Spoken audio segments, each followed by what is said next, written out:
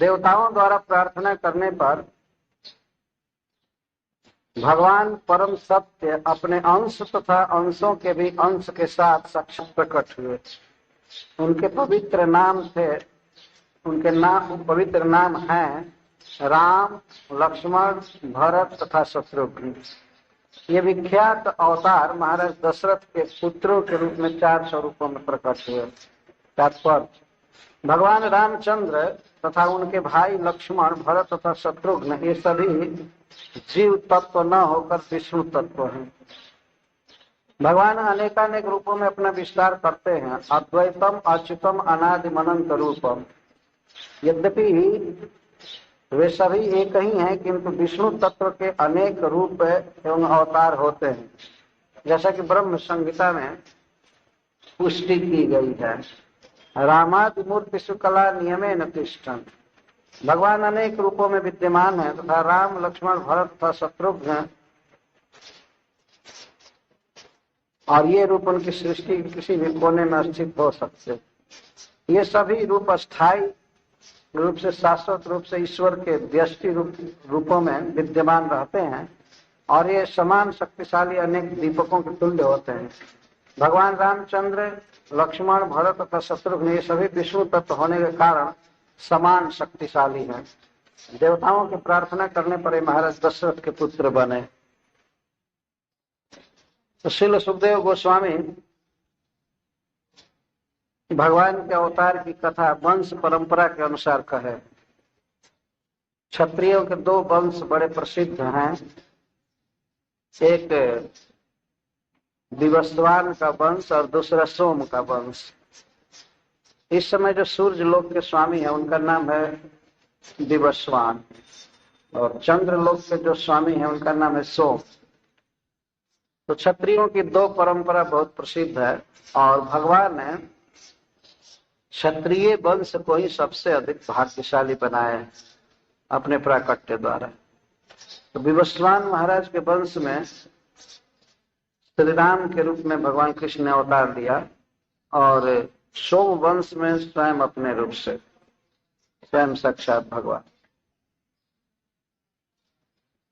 तो 9वें स्कंध में श्री सुखदेव गोस्वामी विस्तार से वंश का वर्णन करें। तो पहले उन्होंने विवस्वान के वंश का वर्णन किया। तो सर्वप्रथम किसी भी वंश के आदि प्रवर्तक भगवान हैं, गर्भोदकशाही भगवान। गर्भोदकशाही भगवान के पुत्र ब्रह्मा जी के मरीचि के कश्यप और कश्यप के विवस्वान हुए। फिर विवस्वान के पुत्र हुए सत्यव्रत महाराज, जो इसमें मनु हैं। इनको वैवस्वत मनु कहा जाता है। वैवस्वत मनु के पुत्र हुए इक्ष्वाकु और इक्ष्वाकु के पुत्र परंपरा में बाद में चलकर राजा हरिश्चंद्र, सगर महाराज, राजा हरिश्चंद्र, खटवांग आदि राजा। खटवांग के दीर्घ बाहु के और रघु के अज के दशरथ और दशरथ पुत्र हुए भगवान। ये परंपरा।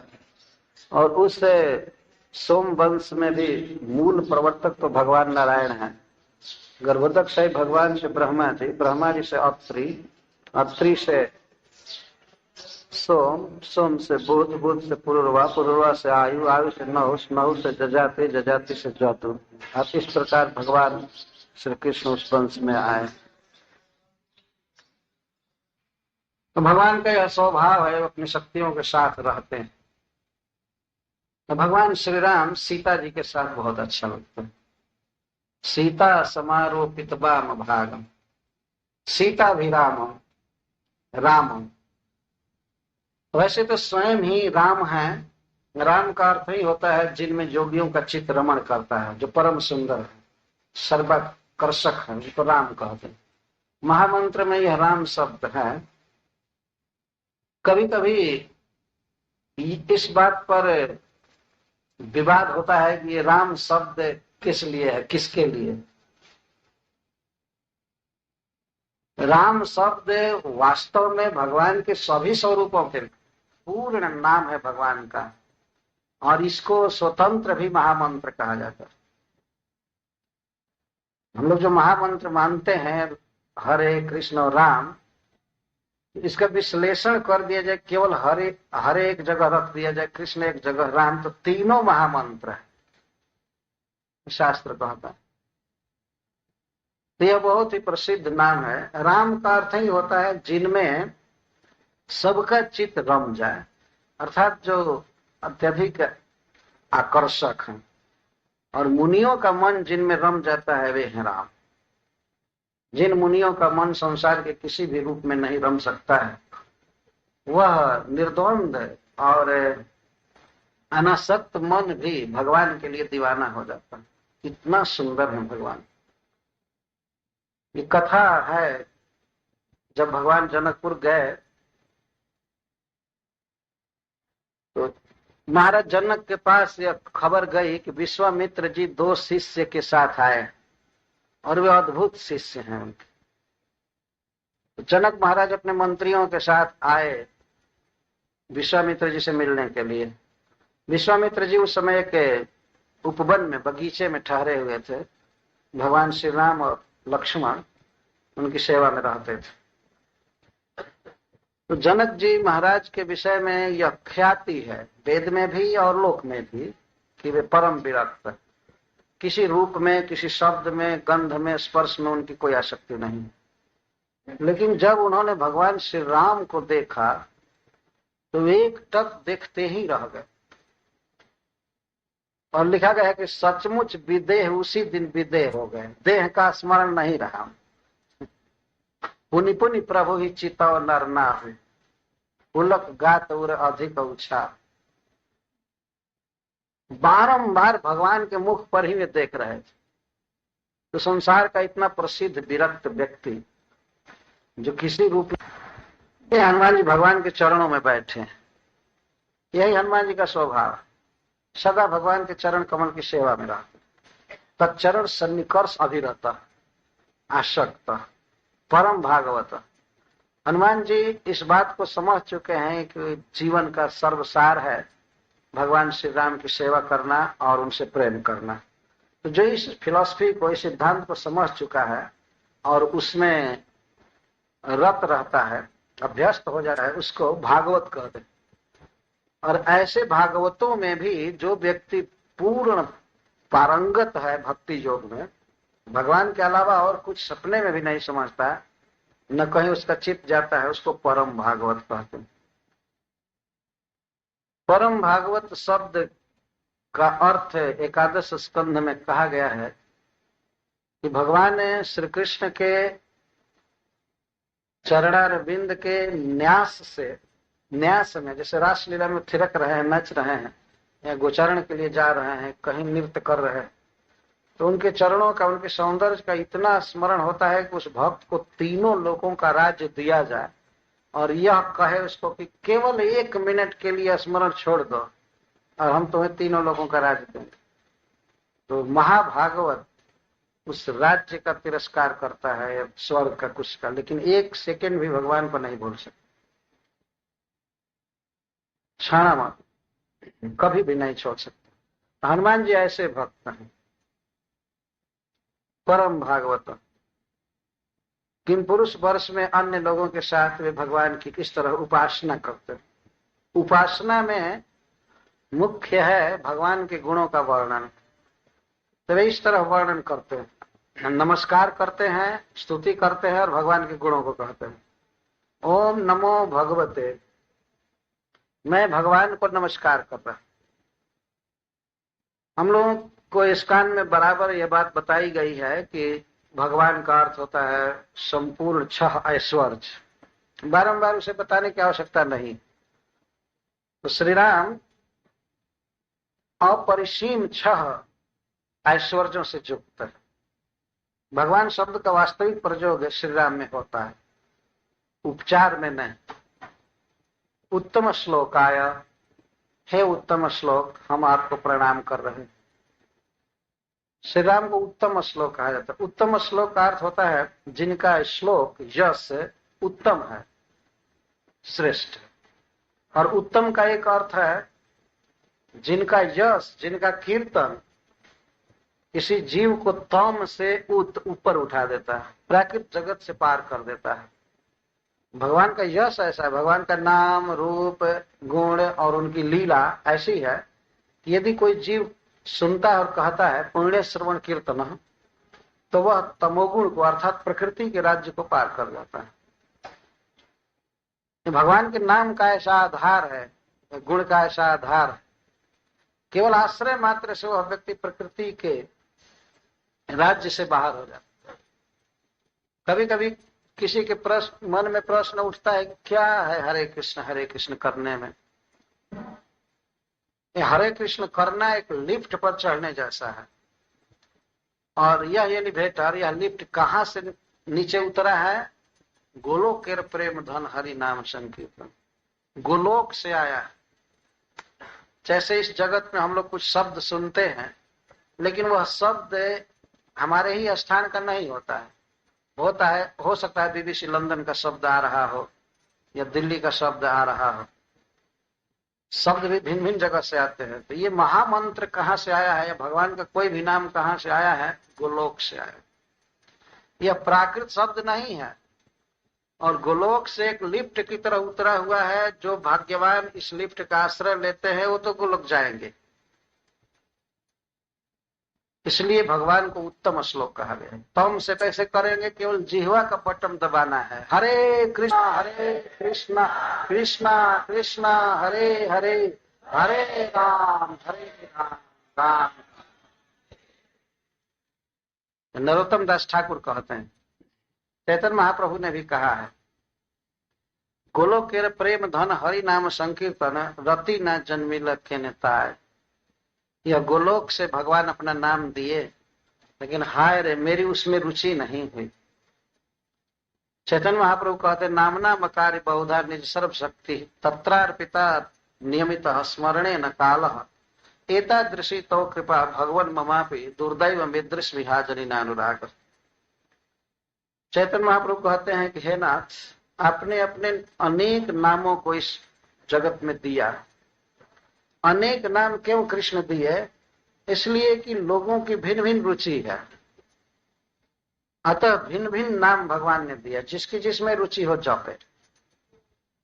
नामना वकारी बहु था, नामों का अनेक प्रकार प्रकट किया, और उनके जपने में कालह नियमित, काल की पाबंदी भगवान ने नहीं लगाया कि भोर में ही जपो, दोपहर में नहीं जप सकते, या कोई पात्र का नियमन नहीं किया कि जप सकते हैं, स्त्रियां नहीं जप सकती, या बच्चे नहीं जप सकते हैं। कोई नियम नहीं है, छूट है। कोई भी कहीं भी किसी भी देश में किसी भी काल में और किसी भी वॉइस के तरंग में, जैसे लाउड स्पीकर होता है तो उसका रेगुलेटर होता है, तो आप हाई बोलिए चाहे मंद बोलिए, कोई बात नहीं। जितना बोल सकते हैं उतना ही बोलना चाहिए। बहुत गला फाड़ करके और दूसरे दिन बिल्कुल बोला ही न जाए, ऐसा नहीं जप करना चाहिए। नॉर्मल आनंद से बोलना चाहिए जप में और कीर्तन में। तो यह कोई पाबंदी नहीं, जैसा बोलना चाहे ठीक है। अगर जो बहुत चिल्लाना चाहते हैं तो चिल्लावे, जो मंद जपना चाहते हैं जप है, जो मध्यम जपना चाहते हैं घर में, ऑफिस में, कार में, मंदिर में, विद्यालय में, कोर्ट में, कहीं भी जप कर सकते हैं। नियमित स्मरणे न काल। यदि भगवान की कृपा को देखा जाए कि भगवान ने अपनी कृपा का पूर्ण प्रकाशन किस कार्य में किए हैं, तो वह है भगवान का लीला करना इस जगत में। भगवान जो लीला करते हैं और अपना नाम प्रकाशित करते हैं इस जगत में, यही भगवान की सर्वोपरि कृपा है। एतादृशी तव कृपा। एतादृशी का अर्थ है अनुपमा, आपकी ऐसी कृपा। कैसे आप अपने गुण को प्रकट किए, लेकिन दुर्दैव भी मेरा ऐसा है कि आपकी कृपा से टक्कर लेकर आपकी कृपा को हरा दिया। मेरा दुर्भाग्य इतना प्रबल है कि हे कृष्ण आपकी रहा है, उसको दुर्दैव या सुदैव को। क्यों नहीं नाम में रुचि हो रही है? क्यों नहीं भगवान के गुणों के वर्णन में रुचि हो रही है? दुर्दैव। दैव का अर्थ पूर्व का कर्म। प्रत्येक व्यक्ति के साथ उसका डॉक्यूमेंट चलता है। खास करके कोई व्यक्ति, अब ऐसा मत समझिए कि वो देह से और पैसा से रहा है। कागज न रहे तो नहीं जा सकता। यदि पासपोर्ट न रहे, वीसा न रहे और कुछ न रहे तो नहीं जा सकता। पैसा होने से क्या होगा और शरीर होने से क्या होगा। तो देखने में लगता है कि शरीर से जा रहा है या पैसा लेकर के जा रहा है, लेकिन वो जा रहा है पासपोर्ट से और वीसा से। तो उसके साथ वो रहते हैं सब जगह। हम लोग इस संसार में हैं तो हमारा कर्म फल साथ साथ लगा हुआ है और वही एक विशेष प्रकार की मति को जन्म देता है। बुद्धि कर्मानुसार है, जैसा कर्म किए हैं वैसी बुद्धि बनती है।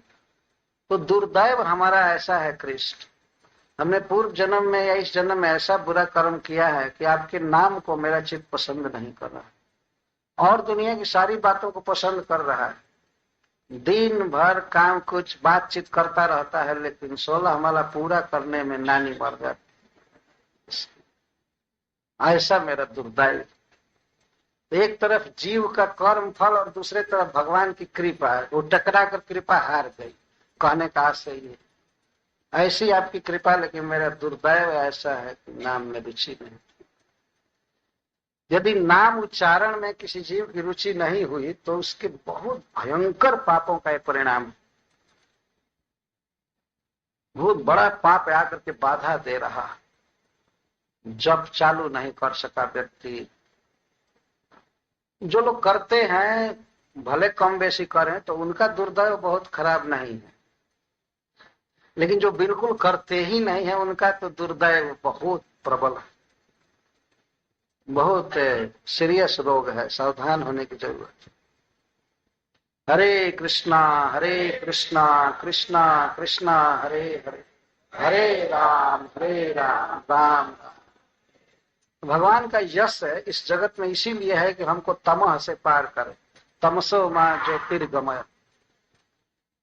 पहले जब कोई व्यक्ति किसी गुरु के पास आता था, गुरु से प्रार्थना करता था, तमसो मां ज्योतिर्गमय। मां का अर्थ मां। संस्कृत में कभी कभी अनुस्वार नहीं दे करके मां का प्रयोग किया जाता। मां माने मां, मुझको। मां मुझको तमसः, तमह से, अज्ञान से, ज्योतिर्गमय, हमको ज्योति में डालिए हे गुरुदेव। हमको ज्ञान दीजिए, मैं घोर अज्ञान के अंधकार में। तमसो मां ज्योतिर्गमय, असतो मां सद्गमय। गमय का अर्थ है हमारा हाथ पकड़ करके, सहारा दे करके हमको असत से सत की ओर ले चलिए। इस तरह से प्रार्थना करता था शिष्य। तो इस संसार में किसी को तमोगुण से, अज्ञान से पार करने की अगर शक्ति किसी में है तो है भगवान की लीलाओं में। श्रवण और कीर्तन से जीव शुद्ध हो जाता है। पुण्य श्रवण कीर्तन, केवल सुनने से और बोलने से जीव की शुद्धि हो जाती। तो भगवान को इसीलिए एक नाम दिया गया है उत्तम श्लोक। और दूसरा उत्तम श्लोक का अर्थ है उत्तमई श्लोक्यते इति उत्तम श्लोक। उत्तम लोग, ब्रह्मा जी, शिव जी, नारद जी, सनकादि उत्तम लोग जिनका यश गाते हैं उनको उत्तम श्लोक कहते हैं। उत्तमई ब्रह्मा नारदादि भी श्लोक्यते स्तूयते इति स उत्तम श्लोक। उत्तम लोग भगवान का यश गाते हैं।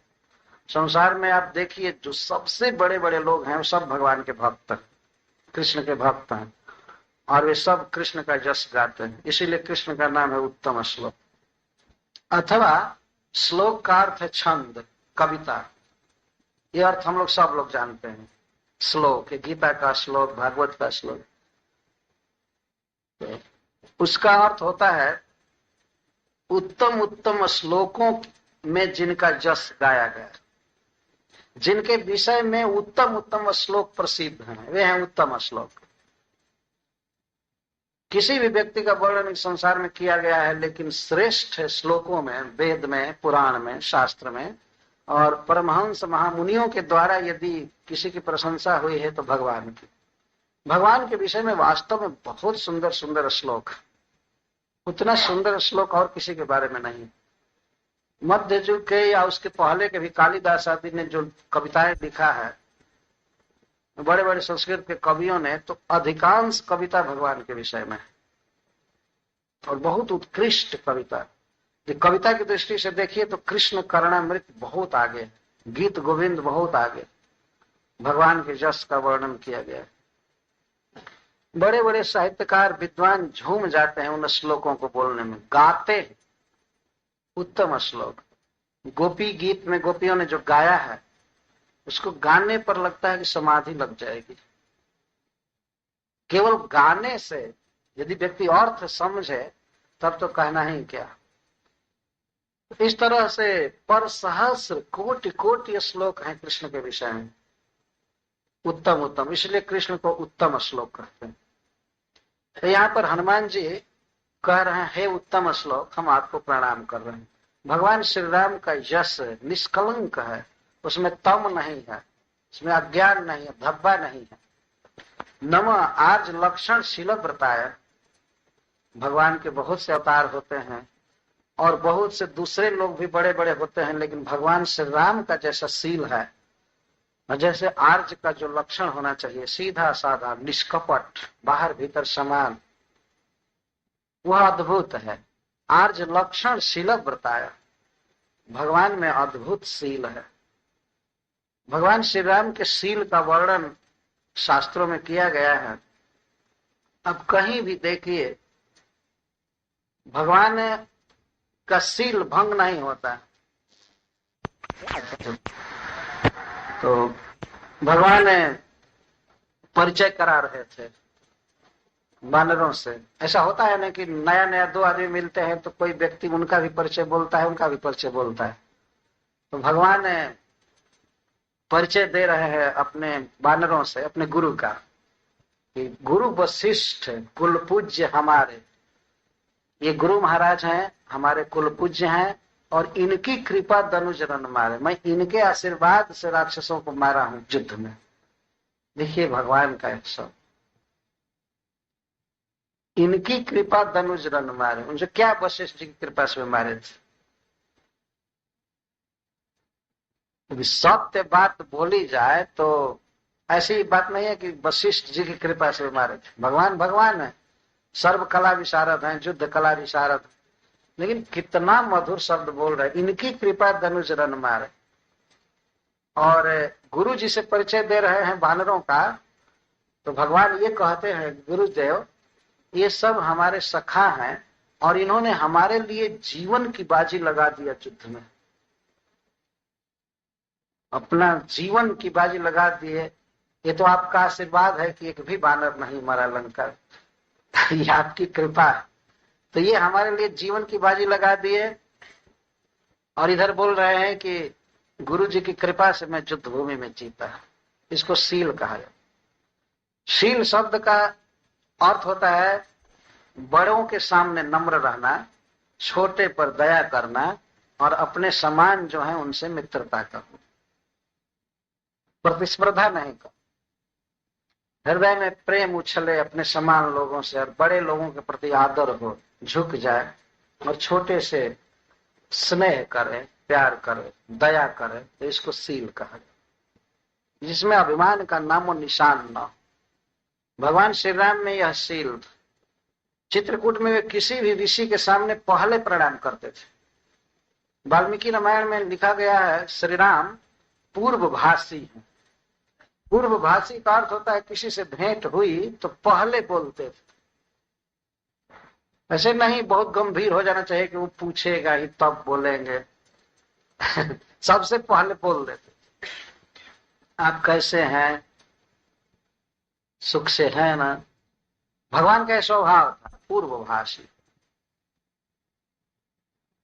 यह एक गुण है, शील है। कुछ पूछते नहीं है, कोई वही पूछेगा। प्रणाम भी किया है और वही पूछता है कि आप कैसे हैं। शास्त्र की मर्यादा है कि जो व्यक्ति प्रणाम कर रहा है तो वह नहीं पूछेगा कुशल समाचार। जिसको प्रणाम किया जा रहा है उसका कर्तव्य होता है वो पहले पूछे। लेकिन यह स्थिति हो कि प्रणाम भी किया कोई व्यक्ति और इसके बाद पूछे कि आप कैसे हैं, स्वस्थ हैं क्या, ये बुरा लगता है। सील जिसमें हो तो वह व्यक्ति पूछता है। इस तरह के अनेक उदाहरण हैं, भगवान की लीलाओं में भरा पड़ा है सुंदर सच्चरित और आर्ज लक्षण।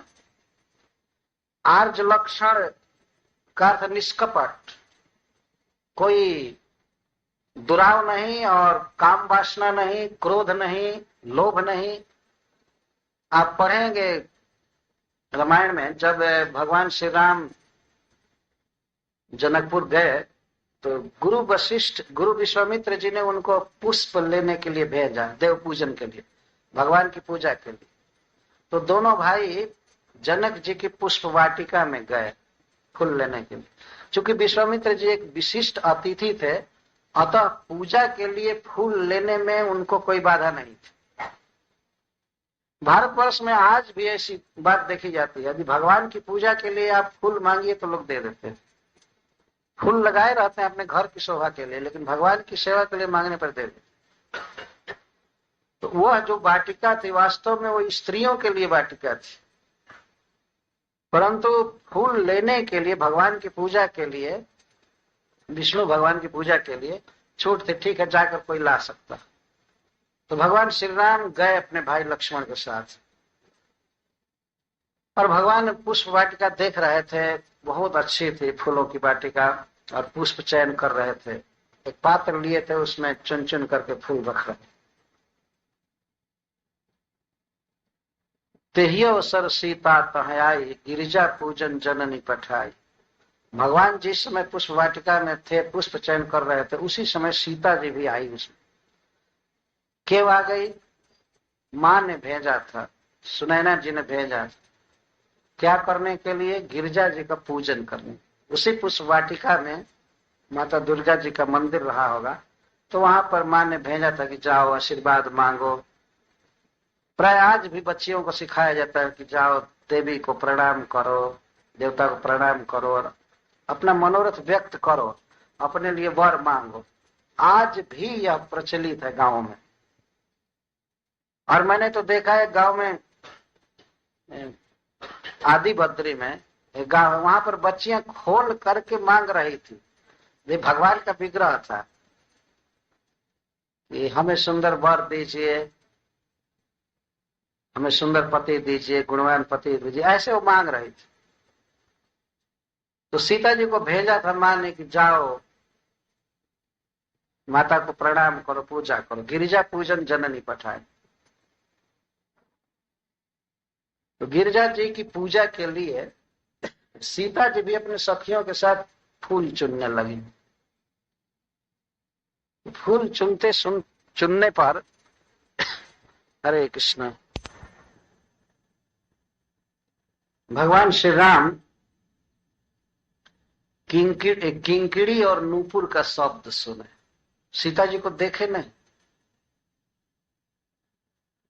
तो किंकिड़ी मतलब करधनी, कमर में जो छोटी छोटी घंटियां बनी होती हैं बेल्ट में, तो उसकी आवाज और नूपुर की आवाज सुने।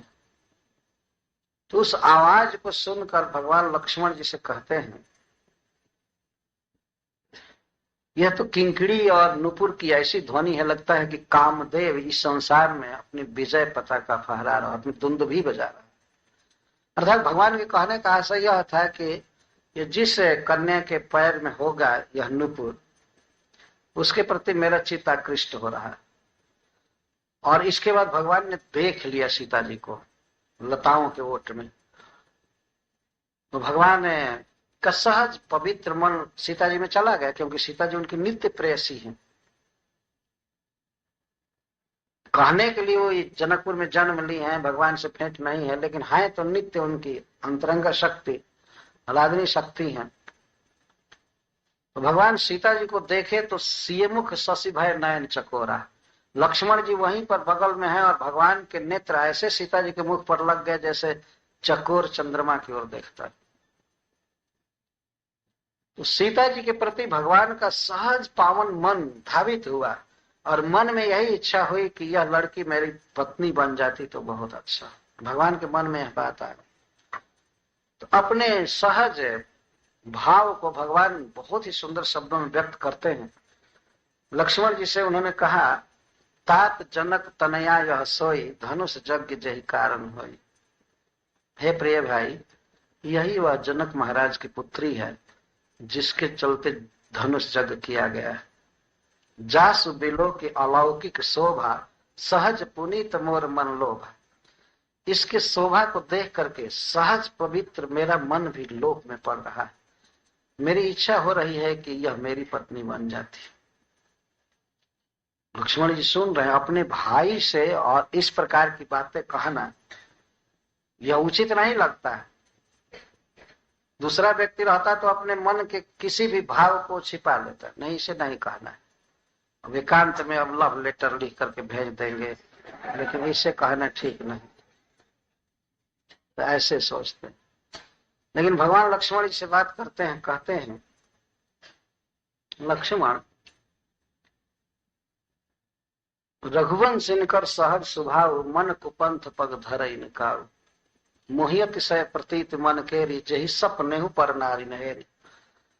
लक्ष्मण, मैं तो रघुवंशियों में सिरमौर हूं, लेकिन साधारण भी रघुवंशी यदि संसार में है तो रघुवंशियों का स्वभाव देखा गया है कि मन कभी भी कुपंथ पर नहीं जाता।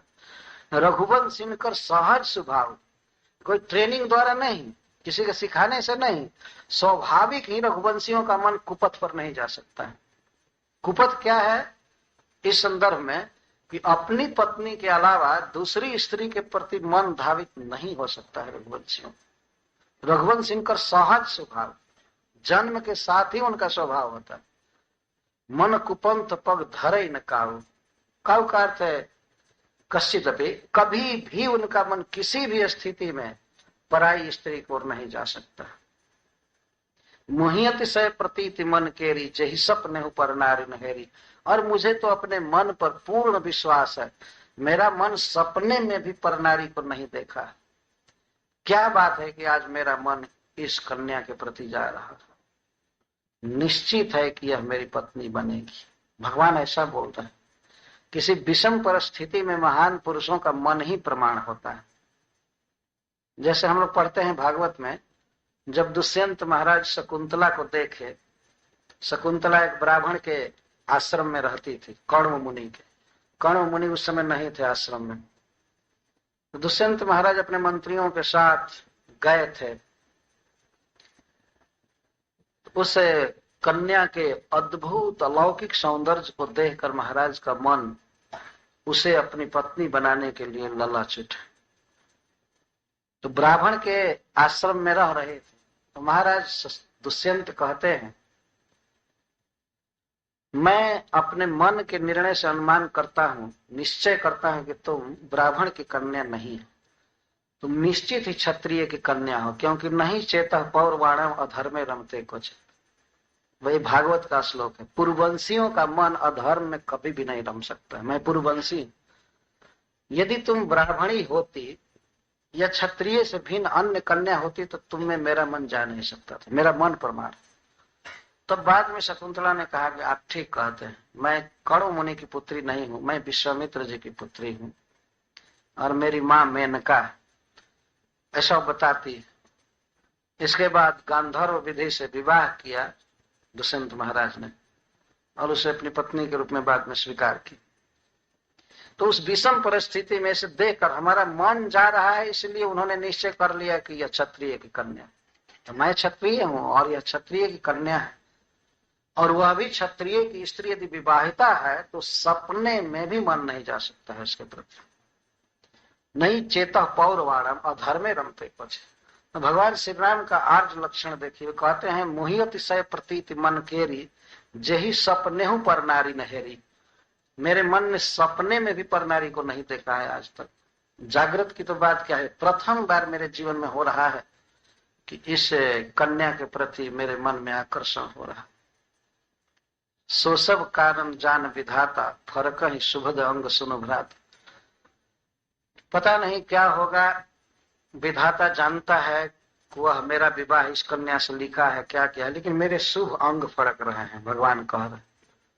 फर्क ही सुभद अंग सुनुभ्राता। इसमें मेरे मन में विचार आ रहा है कि इस कन्या को मैं अपनी पत्नी बनाऊं, तो इससे संभावना की शुभ सूचना हमारे अंग फड़क रहे हैं, ये इससे पता चलता है, दे रहे हैं। फिर भगवान कहते हैं कि देखो लक्ष्मण, इस संसार में ऐसे लोग बहुत कम हैं जिनकी दृष्टि और जिनका मन दूसरे की स्त्री की ओर न जाता। उस संदर्भ में भगवान बोलते, मंगन लहहीन जिनके नरवर थोरे, ऐसे भगवान चालू करते हैं, जिनके लहहीन रिपुरन पीठी, नहीं पावही परतीय मन टीठ। मंगन लहहीन जिनके नाही, ते नरवर थोरे जगमाही। लहहीन रिपुरन पीठ, अर्थात युद्ध में कभी जो पीठ दिखा करके नहीं भाग सकता है, ऐसा क्षत्रिय रथ में, इस प्रकार के लोग इस संसार में बहुत कम। शत्रु जिनके पीठ को नहीं देखे और दूसरे की स्त्री जिनके आंख और मन को कभी नहीं देख सके, अर्थहीन जिनका ना है, और भीख मांगने वाले जिनके मुख से ना ही शब्द नहीं सुन पाए, ऐसे पुरुष इस संसार में बहुत कम है। ऐसे तो घर घर में है, प्रत्येक कार में बैठे हुए घूमते हैं, नहीं देंगे है ना? ऐसे तुरंत निकलता रहता है। पर कभी कभी ऐसे योग्य कैंडिडेट आते हैं मनुष्य के पास कि उस समय ना ही नहीं करना चाहिए, उस समय देना चाहिए, देने से ही शोभा होती है और बहुत बड़ा सुकृत हो जाता है। तो भगवान कहते हैं कि 3 प्रकार के पुरुष इस संसार में दुर्लभ हैं, जिनके पीठ को शत्रु युद्ध भूमि में नहीं देख सके, जिनके आंख और मन को दूसरे की स्त्री नहीं पकड़ सकी, और जिनके मुख से ना ही शब्द नहीं निकला किसी याचक के मांगने पर।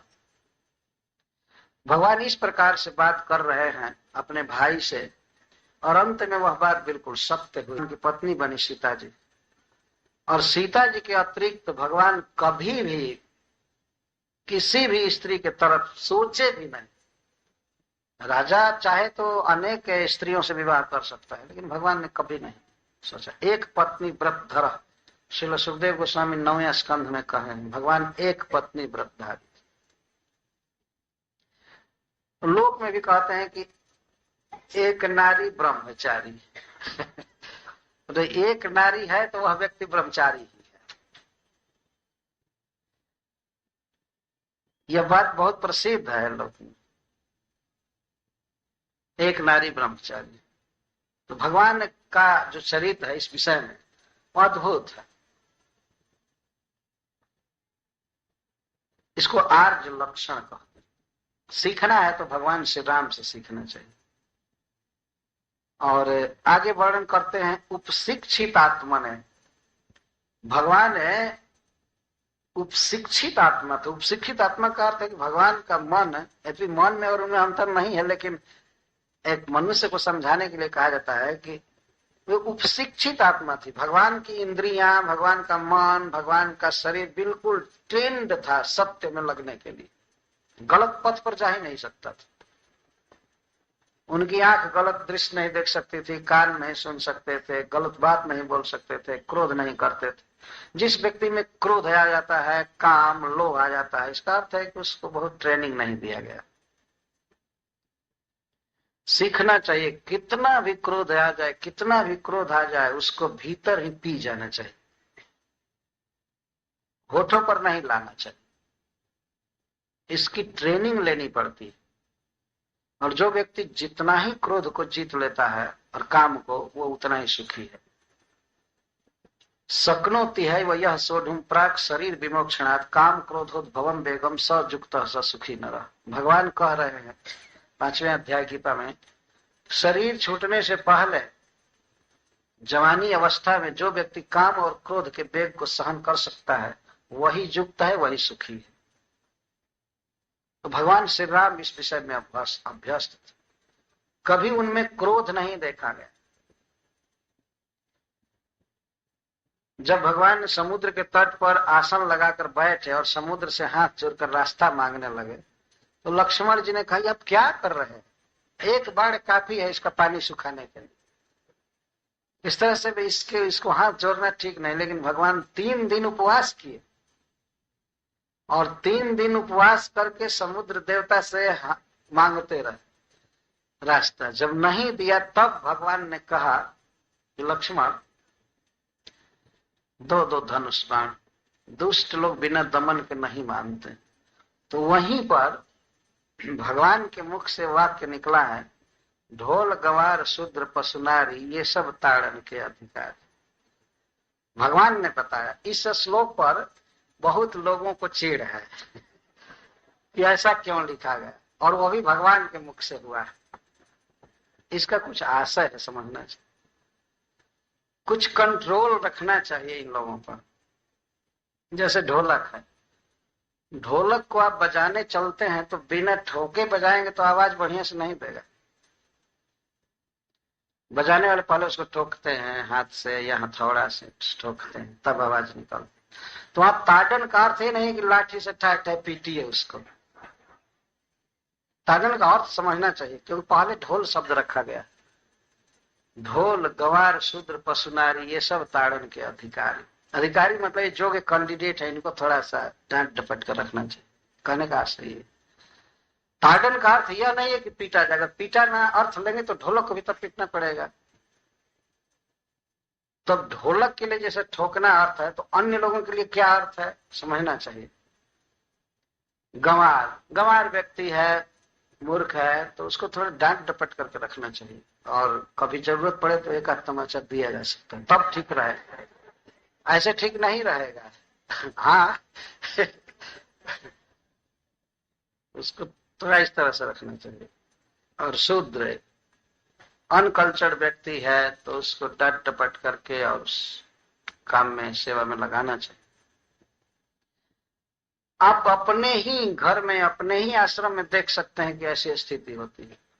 तो मंगल आरती में नहीं उठने वाले भक्तों के यदि न डांटें तो कभी नहीं उठेंगे। कुछ ऐसे लोग हैं जिनको आदत हो जाती है, प्रसाद रोकिए फिर भी कहीं न कहीं किसी उपाय से खा लेते हैं। ऐसा देखा गया है ना। तो उनको जरा ठोक ठाक ठीक रखना चाहिए। ठोकने का मतलब बहुत डंडा छड़ी से मारे न। और नारियों को भी स्वतंत्र नहीं छोड़ना चाहिए।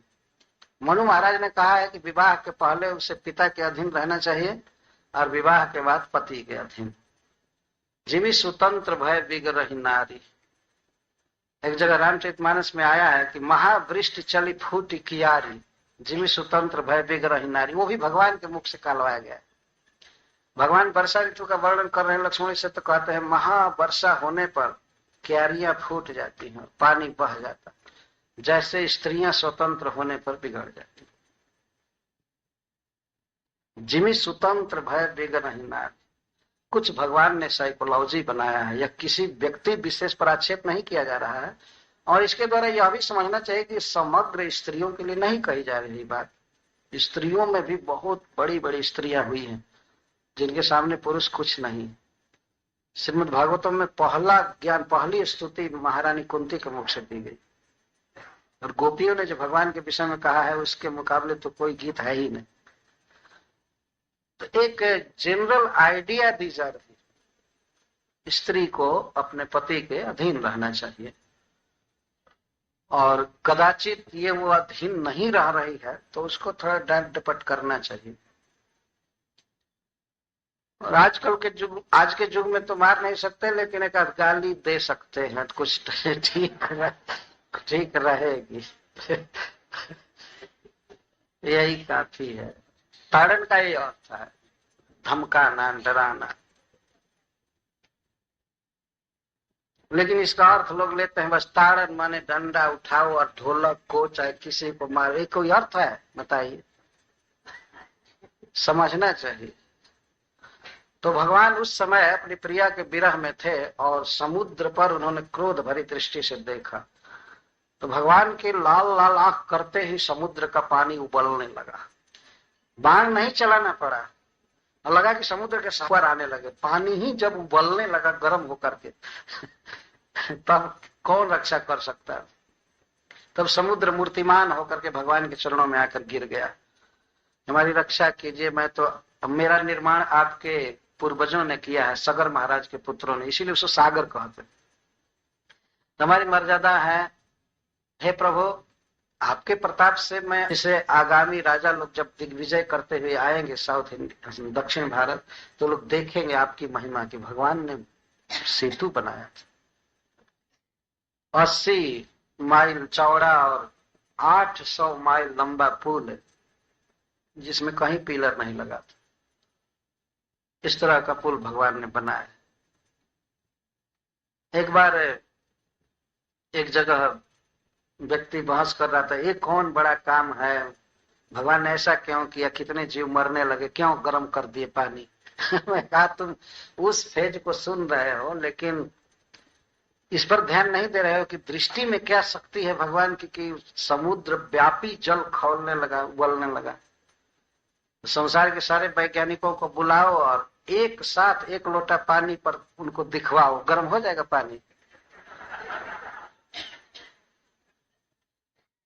लोग खूब क्रोध में हो करके और देखे,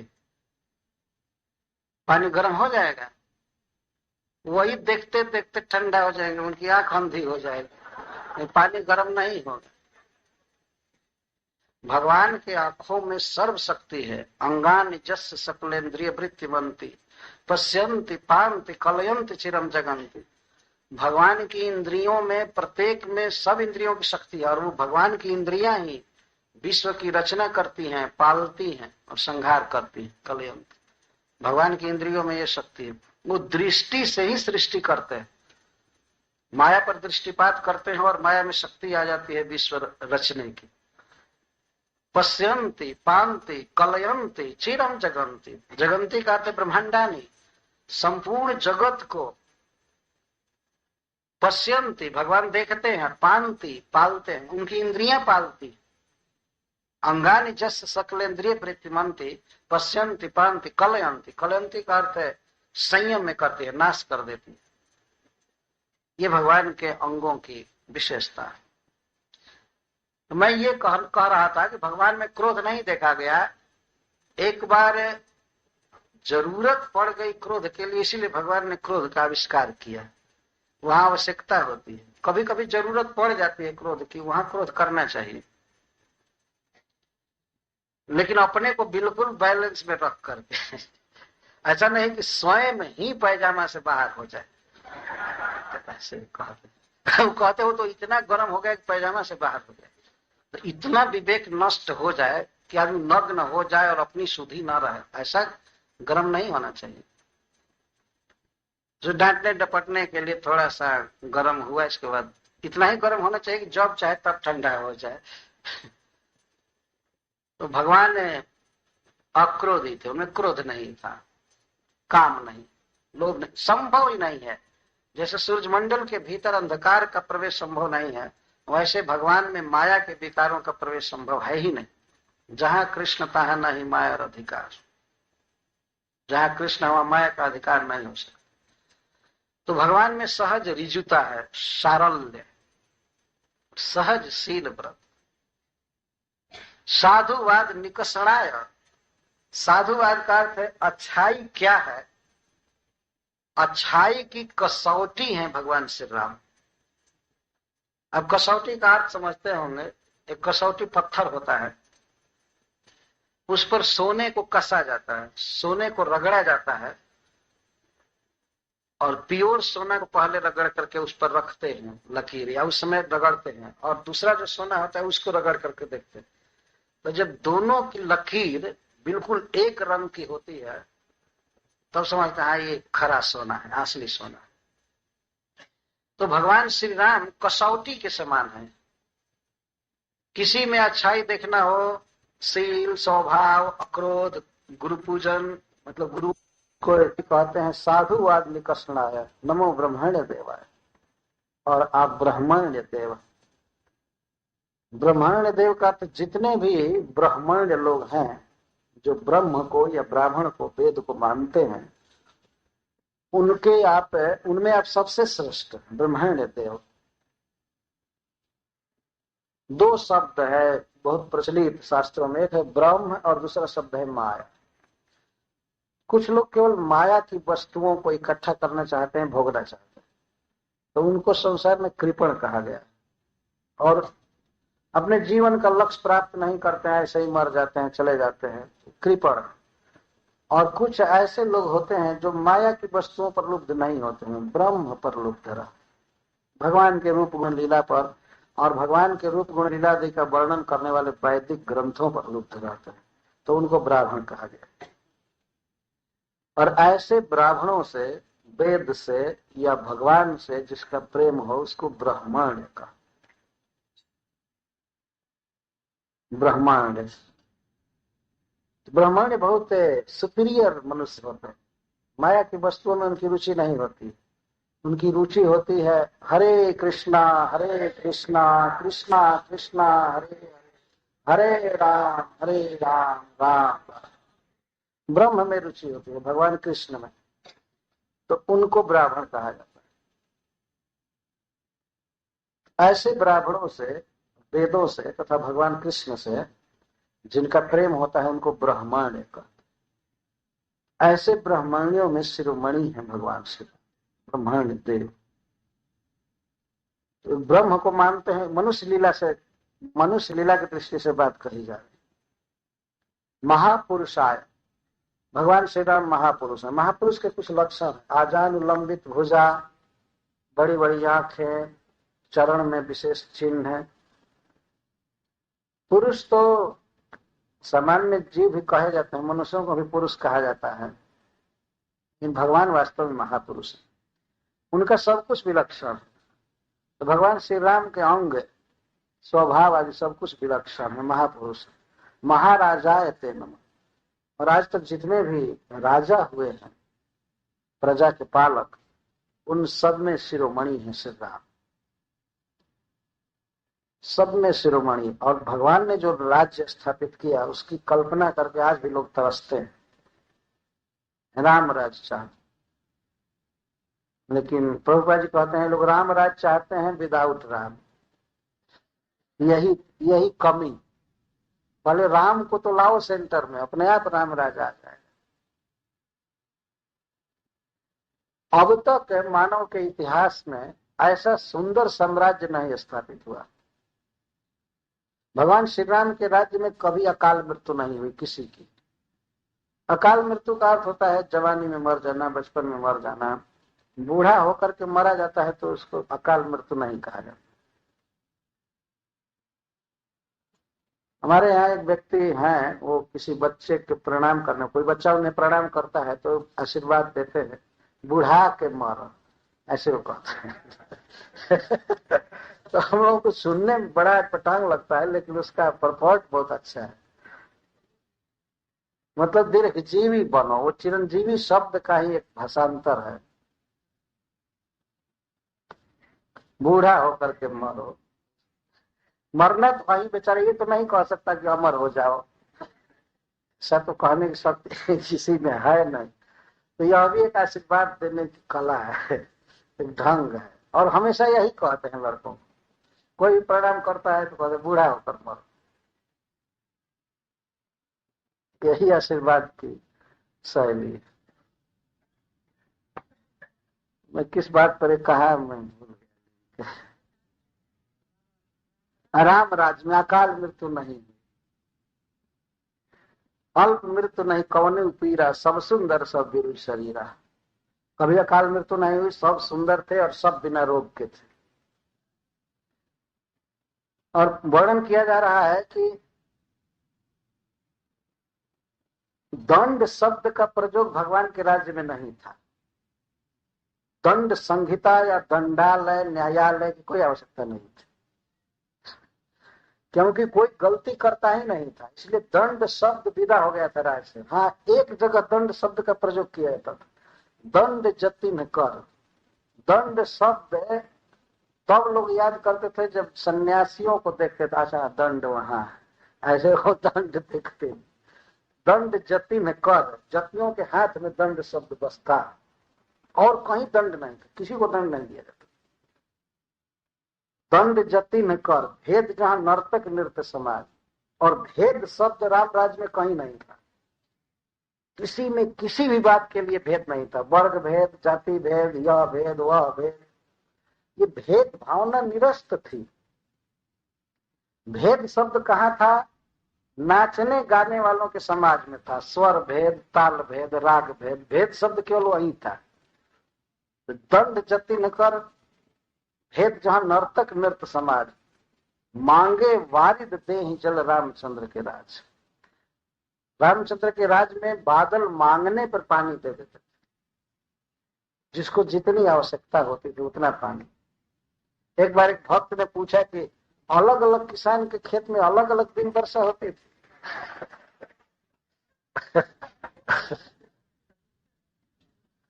मैं कहा इस प्रकार के कृषक नहीं थे कि डिस्टर्ब करें बादल को, वो ठीक से काम करते थे समय से।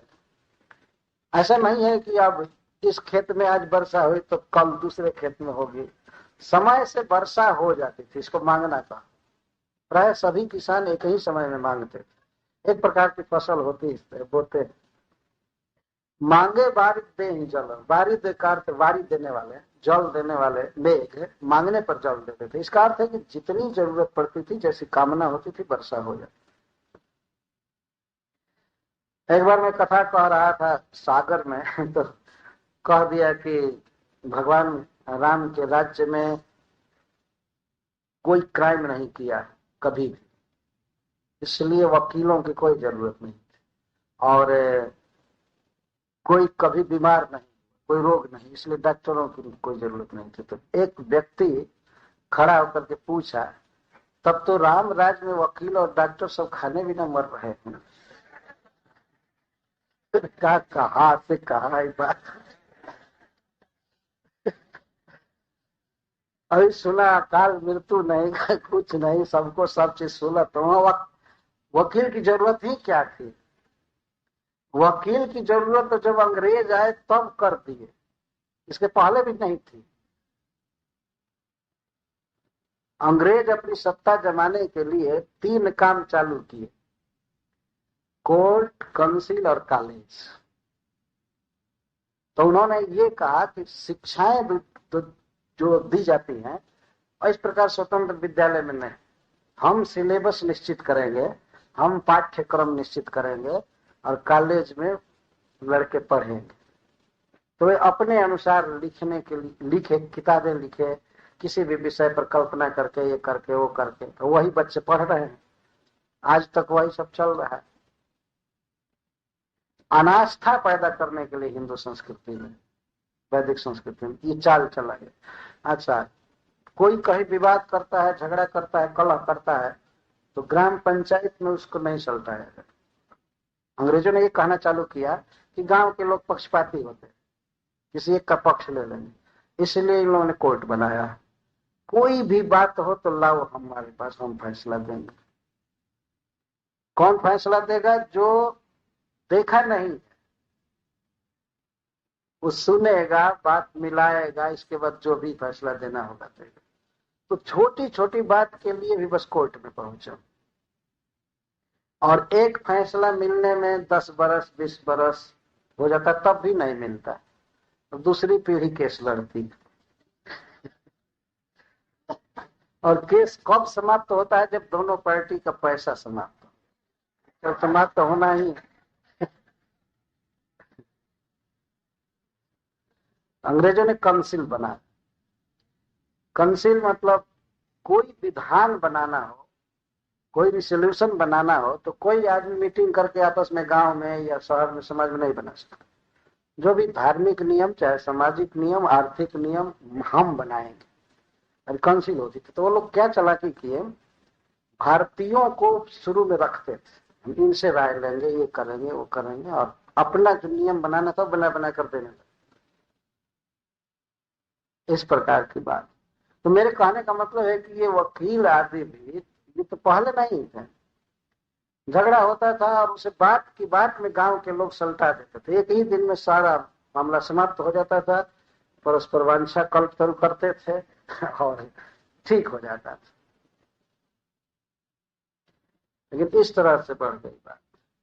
तो भगवान श्री राम के राज्य का वर्णन हो रहा है। बहुत ही सुंदर शासन, कई प्रकार से वर्णन किया गया है।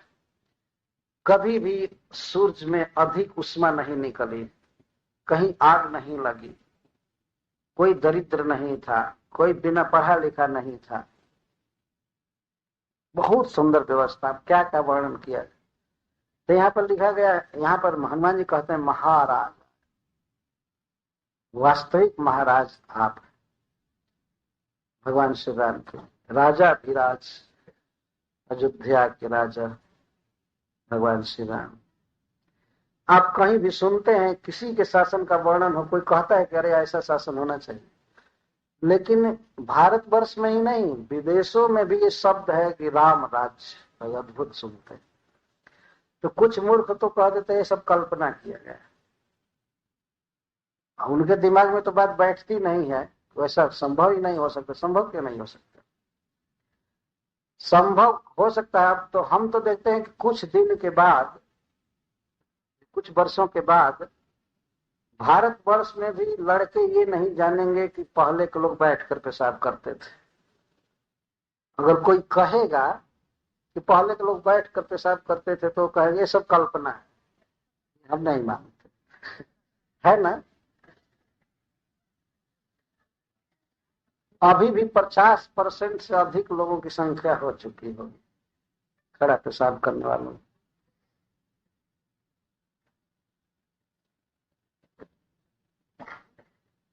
और स्थान भी ऐसे बनाए जाते हैं कि खड़ा ही पेशाब आप कर सकते हैं, बैठ कर पेशाब करने की कोई सुविधा नहीं।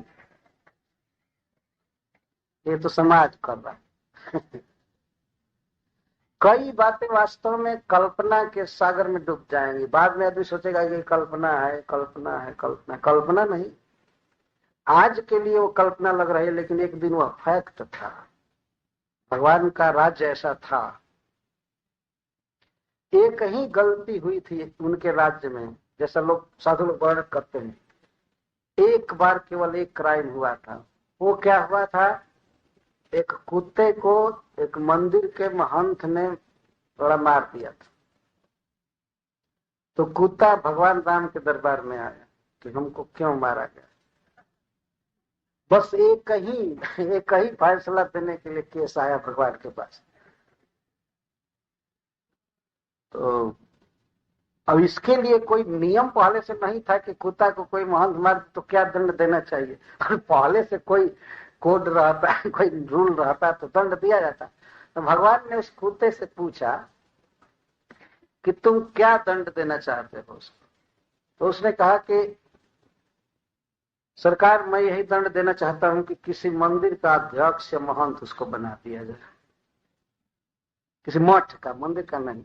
मंदिर तो भगवान का होता है। मठ मैंने ऐसे ही सन्यासी चाहे कोई दूसरा, मठ का मालिक बना दिया जाए उसको। तो भगवान को आश्चर्य हो गया, पूछे अरे ये कौन दंड है? तो पुरस्कार है, इनाम दिया जा रहा है। तो कुत्ता ने कहा कि सरकार, मैं भी पहले महंत था मठ का।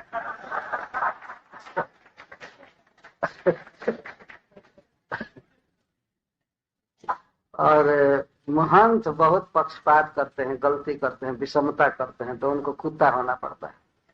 इसलिए मैं भी चाहता हूं कि इसको कुत्ते की जोनी मिले, इसलिए महंत बनाना चाहते।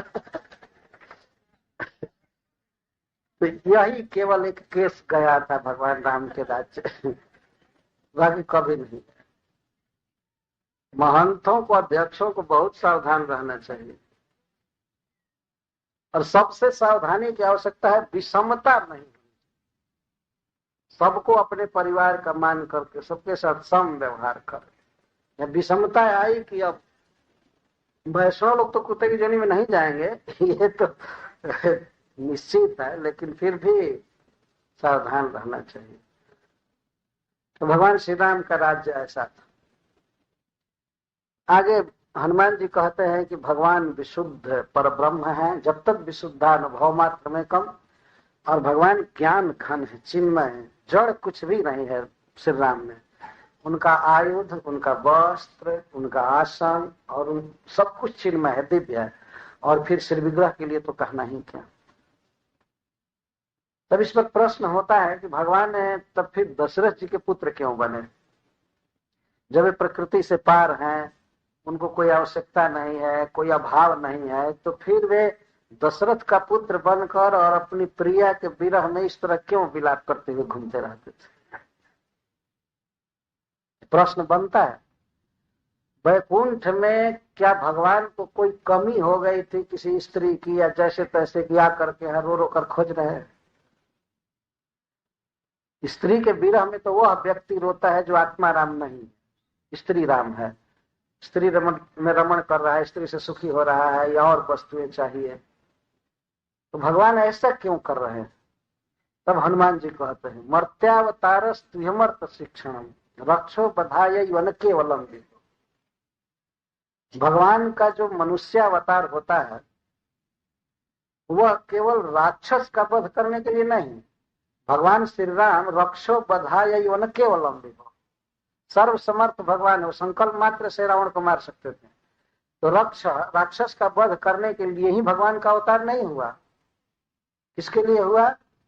मर्त्य शिक्षण, मनुष्यों को शिक्षा देने के लिए। अपनी आचार्य धर्म जीवे रे सिखाया। मनुष्यों को मर्त्य कहा जाता है और देवताओं को अमर्त्य कहा जाता है। मर्त्य का अर्थ है मरने योग्य। मर्त्य शब्द का संस्कृत में यही अर्थ है, हूबहू मरने योग्य, मरण धर्म। मनुष्य के साथ क्षण क्षण में मृत्यु लगी हुई है। देवताओं के पास मृत्यु इतने देर तक नहीं रहती है, आती है मार देती है, लेकिन मनुष्यों के साथ हमेशा लगी रहती है। कहाँ मारेगी कोई ठीक नहीं। ना जाने कि तुम्हारी है क्या घर क्या परदेश। मनुष्य टूर में निकलता है, यात्रा में निकलता है, तब तक रेल एक्सीडेंट हो जाता है, कार एक्सीडेंट हो जाता है, या शरीर में ही कोई अंग फेल कर गया, हृदय फेल कर गया, या चाहे कोई अंग पैरालाइज्ड हो गया। देवताओं के यहाँ ये सब चीज नहीं है। देवताओं के यहाँ कोई रोग नहीं, अस्पताल नहीं। ये सब भागवत से मैं कह रहा हूं, पंचम स्कंध में सारी बातें लिखी गई। लेकिन मनुष्य लोक में तो अस्पताल चाहिए, यहाँ कारागृह चाहिए, और भी नाना प्रकार की बातें हैं, दृश्य है जो इस बात को बता रहे हैं। मनुष्य बड़ा दुख में, मरण धर्मा। तो ऐसे मरण धर्मा मनुष्यों को शिक्षा देने के लिए भगवान का अवतार होता है। तब इस पर प्रश्न होता है, ठीक है, शिक्षा देने के लिए भगवान अवतार लिए, तो सीता के विरह में रो रो करके कौन सी शिक्षा दे रहे हैं?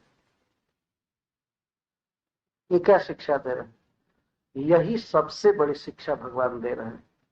इस संसार में स्त्री में आसक्त होकर के व्यक्ति अपने जीवन के लक्ष्य से हाथ धो लेता। भगवान यह शिक्षा दे रहे हैं कि अपनी पत्नी में भी अत्यधिक आसक्त नहीं होना चाहिए, क्योंकि यह कोई वास्तविक रिलेशन नहीं है, धोखा है। तो जितना दिन रहना हो ठीक है, काम चला लिया, परिवार बसाया, बच्चों की सेवा हुई, लेकिन समय पर त्याग भी देना चाहिए, सीखना चाहिए त्याग मनुष्य को। और जो लोग अत्यधिक ममता करते हैं, अत्यधिक स्नेह करते हैं अपनी पत्नी में, उनकी वही दशा होती है जो राम की हुई। ये भगवान शिक्षा दे रहे। नहीं तो भगवान का और क्या घट गया था? जब वो वन में जाना चाहते थे तो सीता जाना चाहते थे, भगवान कहते थे मत जाओ मत जाओ। जब नहीं गई होती तो भगवान सुखी रहते हैं।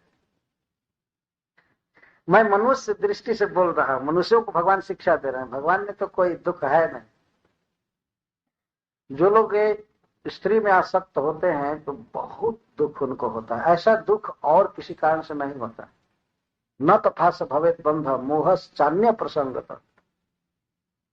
भागवत में कहा गया है कि ऐसा बंधन और ऐसा अज्ञान मोह अन्य में आसक्ति से नहीं होता है जितना स्त्री में आसक्त होने से और स्त्री संगियों के संग में आसक्त होने से होता है। बहुत बड़ा बंधन लगता है। और जो बंधन है वो टूट जाते हैं, लगते हैं बंधन संसार में, लेकिन यह जो बंधन है स्त्री पुरुष का, ये दोनों ओर से होता है, इसीलिए टूटना कठिन। अगर पुरुष मान लीजिए भगवान की भक्ति करे, विरक्त भी हो जाए तो स्त्री पकड़ी रहेगी उसको। अगर स्त्री विरक्त होती है तो पुरुष पकड़ा रहेगा उसको। जो वो पकड़ ऐसी है, मान लीजिए एक लूज किया तो एक पकड़ा है, और एक लूज किया तो एक पकड़ा है, दोनों ओर से आ सकती है। लेकिन किसी ऐसी वस्तु में, मान लीजिए हमारी आसक्ति यदि इस किताब में है, तो हमारी आसक्ति टूटी तो टूट गई, इस किताब की कोई आसक्ति हम में नहीं, यह मेरे पीछे नहीं घूमेगी किताब। तो स्त्री और पुरुष की आसक्ति संसार में बहुत प्रबल है, मरते दम तक की आसक्ति नहीं जाती। इसलिए भगवान शिक्षा दे रहे हैं, ठीक है स्नेह करना चाहिए, संबंध रखना चाहिए, लेकिन अति सर्वत्र वर्जित, नहीं तो दुख भोगना पड़ेगा। यही शिक्षा श्रीधर स्वामी जी अपनी टीका में कहते हैं, भगवान यह शिक्षा देने के लिए। अच्छा, दूसरी शिक्षा क्या है कि जो पत्नी सारा सुख छोड़ करके पति की सेवा कर रही है, तो उस पर यदि कोई संकट आवे तो समुद्र पर पुल बांध करके भी उसकी रक्षा करनी चाहिए। यह भी एक शिक्षा है। सीता अयोध्या का सुख छोड़ दी। महाराज दशरथ सुमन जी को कहे थे कि यदि राम न लौटे वन से तो सीता को लौटा लीजिएगा, यदि वो आएगी तो मैं जी जाऊंगा, मेरे प्राण का अवलंबन रह जाएगा।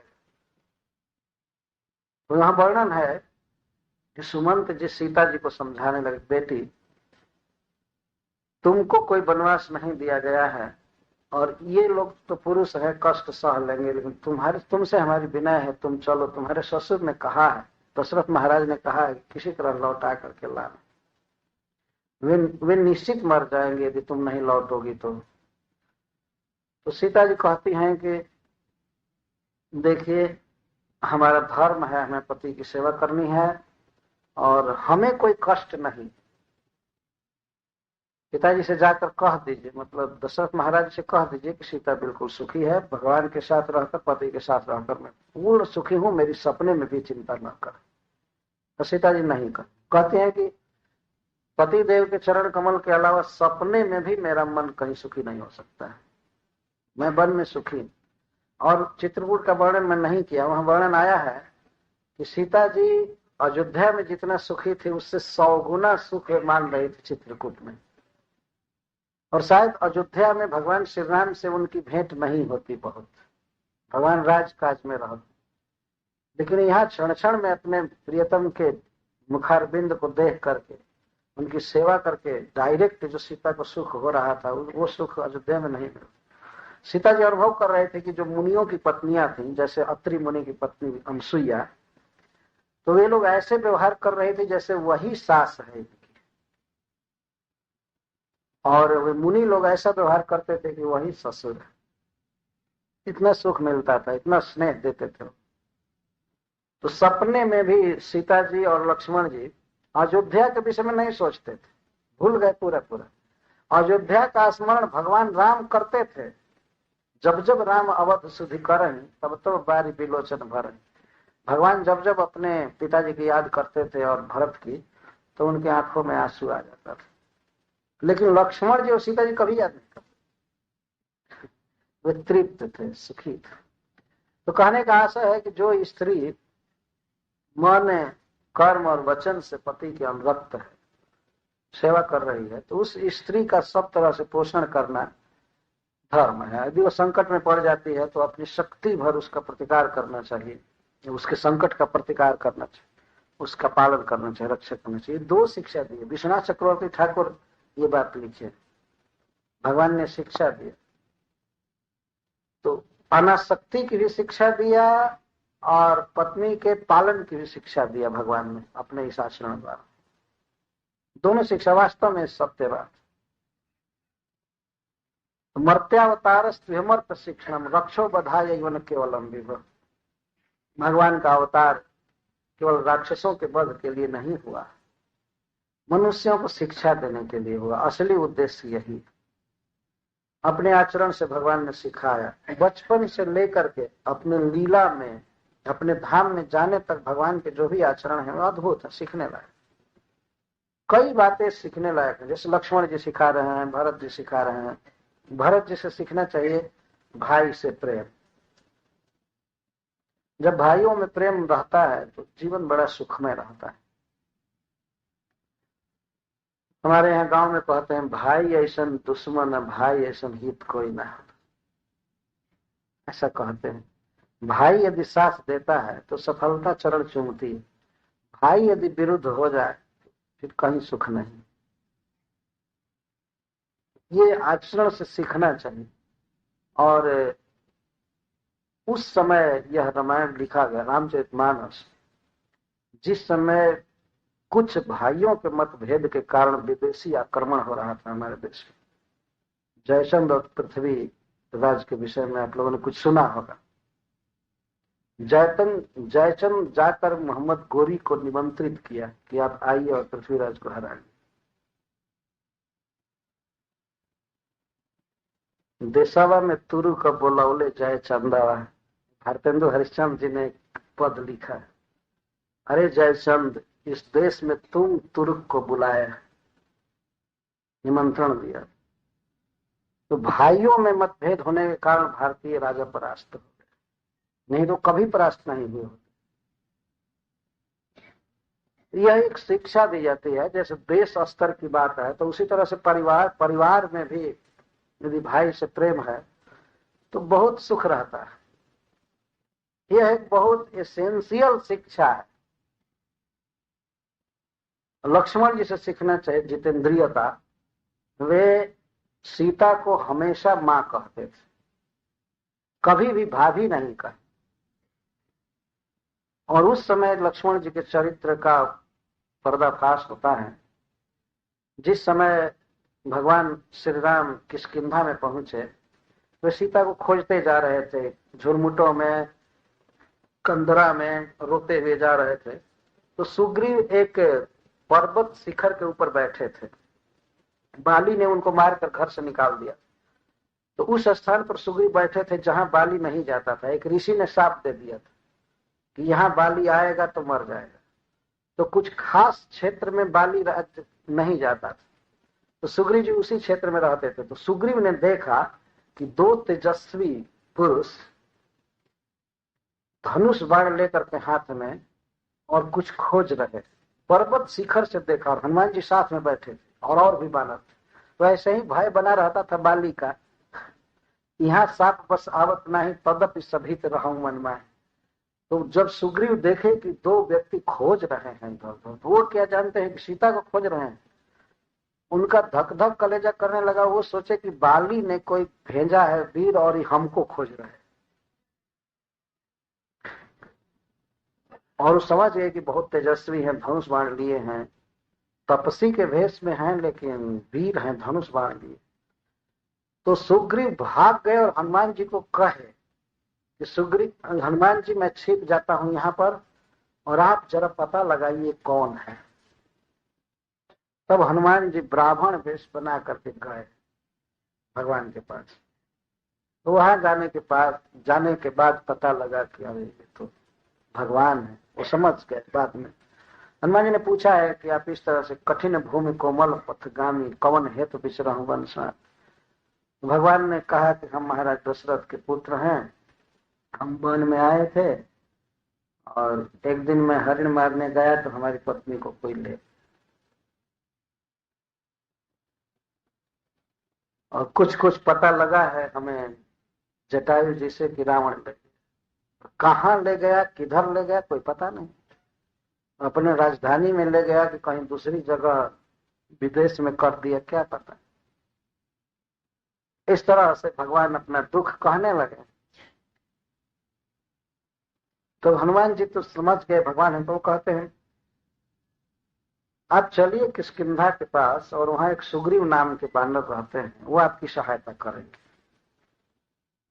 कुछ उनको जानकारी है। तो भगवान कहे ठीक है चलिए। तो हनुमान जी राम और लक्ष्मण दोनों को कंधे पर चढ़ा दिए और उड़ करके चले। पवन पुत्र हैं तो उड़ने में क्या दिक्कत है। वायुयान से भी अधिक वेग से लेकर के पहुंच गए ऊपर। जब हनुमान जी लेकर जा रहे थे राम लक्ष्मण को कंधे पर, तब और बानर और सुग्रीव आने लगे धीरे धीरे जहां बैठे थे। तो आए, फिर परिचय हुआ।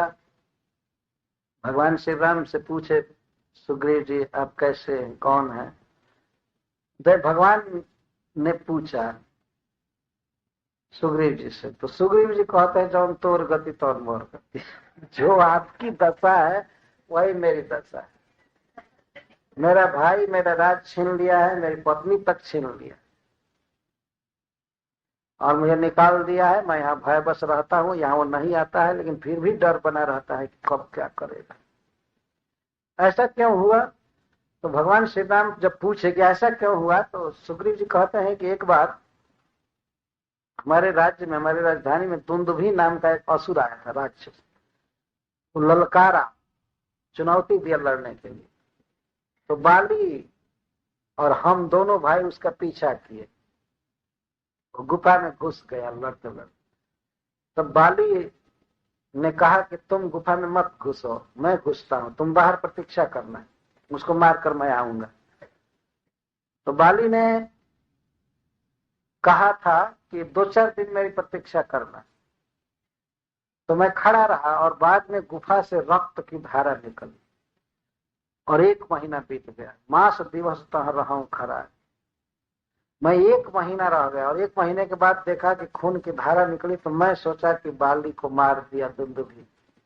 और मैं तब गुफा के द्वार पर एक बहुत बड़ा पत्थर, पर्वत का शिखर लगा दिया कि उधर से निकल कर आने न पाए। और वास्तविक बात थी कि बाली ने मारा था दुंदुभी को, लेकिन बेचारे सुग्रीव निर्दोष थे। वो समझे कि बाली मारे गए, अब वो आएगा तो हम लोगों को मारेगा, इसीलिए बहुत बड़ा शिला रख दी। तो बाली जब उस दुंदुभी नामक असुर को मारा, राक्षस को मारा, और देखा कि ये द्वार बंद किया, तो बाली के मन में दुर्भावना हो गई कि ये जान गया कि बाली मर गया है, अतः मेरी औरत को रखना चाहता है और मेरा धन छीनना चाहता है सुग्रीव। तो आया, बस सीधे, कुछ पूछा भी नहीं, कहा कि तुम हमको मारना चाहते थे, शिला से तुम गुफा का द्वार बंद कर दिया था। बहुत मारा, बहुत पिटाई किया और इनकी स्त्री को भी छीन लिया और इनका राज धन घर सब छीन लिया, भगा दिया। ये हनुमान जी, ये सुग्रीव जी कहे भगवान से।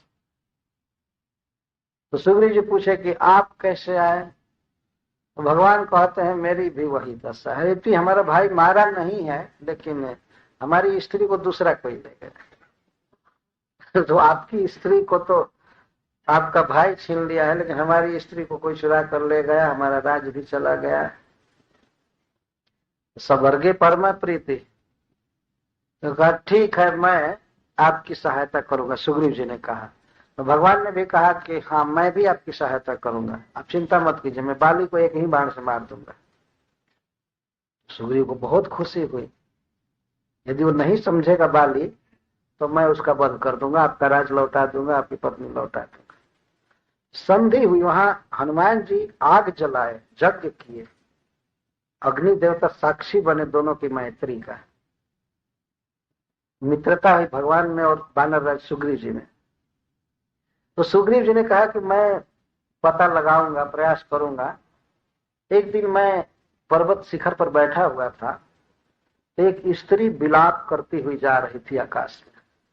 कोई व्यक्ति उसका हरण करके जा रहा था। ये नहीं कह रहे कि सीता, वो क्या जानते हैं सीता कौन है क्या है, लेकिन विलाप से समझ रहे थे कोई स्त्री है, विलाप करती हुई जा रही है। तो हम वानरों को देखकर उसने अपना आंचल फाड़ा और उस आंचल में अपना कुछ गहना निकाल करके और उसकी पोटली बांध करके वो फेंकी हम लोगों के पास। तो सीता जी बहुत अभिज्ञ व्यक्ति थी, वे गहना को झुरमुट पर फेंकी थी, पत्थर पर नहीं, झाड़ियों पर फेंकी थी कि टूटने न पाए। बानरों को दिखा करके तो रोती हुई जा रही थी। और इसके बाद उद्देश्य मिले, पता मिले हमारे पतिदेव को, कदाचित इधर आएंगे तो एक पता मिलेगा। तो सीता जी ने इस तरह से गहना को फेंक दिया झाड़ी पर। तो उसमें वे कान का कुंडल, हाथ की चूड़ियां, कंकड़ सोने की और पैर के नूपुर, ये फेंकी थी। तो सुग्रीव जी उसको देखे, वो जैसे तैसे देखे, वो बानरों के लिए उसका क्या उपयोग था। वो लेकर के रख दिए थे गुफा में बढ़िया से। तो उन्होंने कहा कि एक स्त्री का मैं गहना रखा हूं, आप देखिए क्या वो सीता का है। सुग्रीव जी गए गुफा में, उसको लाए, भगवान राम देखे तो भगवान राम तो पहचान गए कि ये सीता का है। तो वे पहचानने के लिए, संदेह मिटाने के लिए लक्ष्मण को दिखा रहे। भगवान दिखाने लगे कि लक्ष्मण ये नुपुर सीता का है, ये कुंडल सीता का है और चूड़ी सीता की है। लक्ष्मण जी का एक अद्भुत वाक्य वाल्मीकि रामायण में कहते हैं कि केयूरम ना भी जाना न जाने च कुंडल, ऐसे श्लोक है। मैं केयूर को, मैं कंकड़ को नहीं पहचान रहा, इसका कुंडल भी मेरे पहचान में नहीं आ रहा, लेकिन नूपुरों चौ परिचिनों में नित्यम पादा भी वंदना। मैं माता सीता जी के चरणों की रोज वंदना करता था, तो नूपुर पहचान रहा हूं वही है। चरण पर ही मैं देखा हूं आज तक, हाथ पर और मुंह पर नहीं, कान पर नहीं देखा। आज के मनुष्य की कल्पना की बाहर की बात। 14 वर्ष तक जो लड़का अपनी भाभी के साथ रहा है, उसके चरण पर केवल देखा। मैं नहीं पहचान रहा हूं, मैं प्रतिदिन प्रणाम करता था, इसलिए नूपुर को पहचान रहा है। यह हमारा गौरव रहा है, हमारी प्राचीन संस्कृति। भगवान इस तरह इस जगत में अवतार लेकर के शिक्षा देते हैं। क्या संसार में कोई व्यक्ति मन से भी कभी ऐसी बात सोच सकता है कि ऐसे लोग होते होंगे पहले? जो कभी सीता जी के हाथ तक पर, अंगुली पर नहीं देखे थे लक्ष्मण जी, और मुख पर तो देखने की बात ही क्या, चरण को देखते थे, वंदना करते थे। प्रतिदिन सवेरे स्नान करके वे सीता जी को साष्टांग प्रणाम करते थे, मां कहते थे। इस प्रकार का व्यवहार। तो भगवान का अवतार मनुष्यों को शिक्षा देने के लिए होता है, केवल राक्षसों के वध के लिए नहीं होता। अनेक शिक्षाएं हैं, अनेक शिक्षाएं, और हम मनुष्यों का एक कर्तव्य है कि हम उन शिक्षाओं को गिने, समझें और यथाशक्ति अपने आचरण में उतारें। यद्यपि समय बहुत बदल गया है, बहुत कठिनाई है, बहुत कठिनाइयां हैं, लेकिन फिर भी जानबूझ करके क्यों अपने को दावानल में झोंके?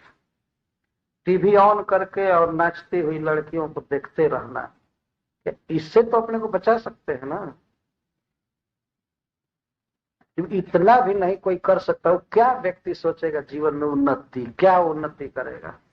कुछ भी नहीं हो सकता। चित्त पर संस्कार बनता जाता है, बनता जाता है, और व्यक्ति सोचे कि हम शुद्ध हो जाए, हमारा मन शुद्ध हो जाए, अशुद्धि का सारा कारण उपस्थित करके और शुद्ध रहना चाहे। कैसे शुद्ध हो सकता है? देखने का भी एक अभ्यास होता है, कहाँ देखें, कैसे देखें। तो इस प्रकार से भगवान शिक्षा देते हैं। जब भरत जी के द्वारा भाई से प्रेम की शिक्षा मिलती है, तो भगवान से प्रेम उनका था, ये तो एक अलग बात है। केवल भाई की दृष्टि से भी देखिए तो अद्भुत है।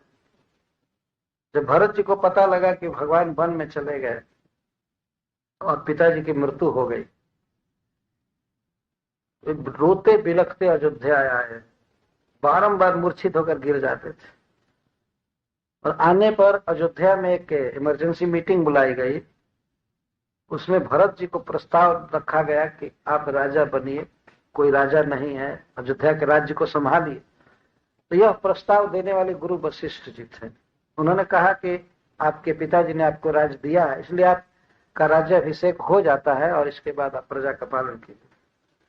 भरत जी कहते हैं कि जिस दिन मुझे राज्य दिया जाएगा उसी दिन यह पृथ्वी रसातल चली जाएगी। ये मेरा राज्य नहीं, मैं कदापि नहीं ले सकता। गुरु वशिष्ठ जी कहते हैं कि राम को राजा दशरथ ने वनवास दिया।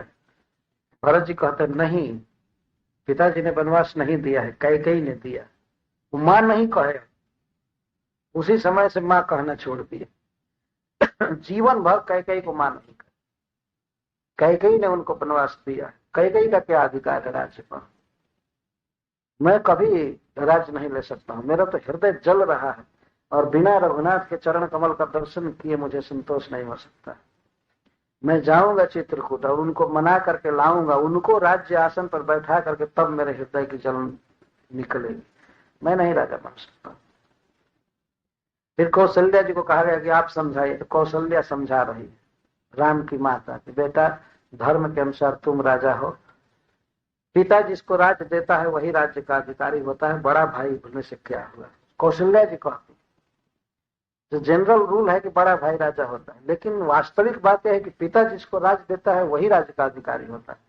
जैसे जजाति महाराज ने अपने छोटे पुत्र को राज्य दिया, पुरु को, जदू महाराज को नहीं दिया, तो पुरु महाराज राजा हुए। और कभी कभी अपने पिता की या माता की अनुचित आज्ञा को भी मानना चाहिए। कौशल्या जी कहती अनुचित उचित विचार तजी जे पालही पितुबैन ते भाजन सुख सुजस के बस ही अमर पतियान।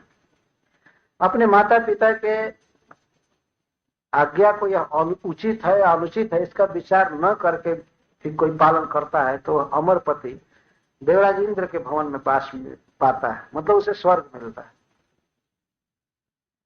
कभी कभी अनुचित आज्ञा का भी पालन किया जाता है। तो माता कौशल्या और गुरु वशिष्ठ जी तर्क देते हैं भरत जी को, कहते हैं देखो, परशुराम पितु आज्ञा राखी मारे मातु वेद सब साथ।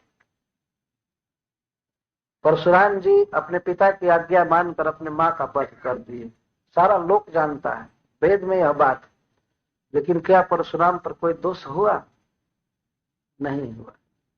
क्या यह आज्ञा मानने लायक थी? जब पहले किसी को समझाया जाता था तो पूर्व के इतिहास द्वारा समझाया जाता था, ऐसा पूर्व में हो चुका है, ऐसा हो चुका। और क्या गलती थी रेणुका की, परशुराम जी के माता की? पानी भरने गई थी नदी में और देवलोक से आए हुए चित्ररथ को देख रही थी, रथ को देख रही थी, उसी में बेचारी को देर हो। और इधर हवन की बेला थी, इसको अपने पति के लिए जमदग्नि जी के लिए घी देना था, लकड़ी देना था, पानी देना था। तो देखने लगी, स्वर्ग से आए हुए देवता थे, बेचारी देखने लगी आश्चर्य में। और कुछ देर के बाद उसे स्मरण आया कि अरे पति के हवन का समय हुआ है, मुझे पानी देना चाहिए, आसन देना चाहिए। तो आई पानी भरकर, डरी हुई थी, सहमी थी बेचारी, सेवा कर रही थी अपने पति की, पतिव्रता स्त्री थी। सुखदेव गोस्वामी कहते हैं सती, आप भागवत पढ़ेंगे ध्यान से, तो कहते हैं सती स्त्री थी, पतिव्रता थी। थोड़ी सी देर हो गई आने में, तब अपने जोग बल से ध्यान में देखे कि ये रथ देखने में लगी हुई थी, एयरप्लेन देख रही थी स्वर्ग का, और देवताओं को देख रही थी। इतने पर उन्हें क्रोध आ गया। तो क्रोध आया तो जमदग्नि जी कहते अपने पुत्रों से, इस पापनी का मस्तक काटो। वाह रे हस्बैंड जी, ऐसे ऐसे लोग हो जाएंगे। पहले बेचारी ने कितनी सेवा किया है इसका कोई ध्यान नहीं, लेकिन थे बहुत तेजस्वी पति, साधारण नहीं थे। और बच्चों ने साफ कह दिया, सयाने हो गए थे बड़े बड़े पुत्र, बस परशुराम जी सबसे छोटा बेटा। तो भी कैसे अपने माँ का वध करते बताइए।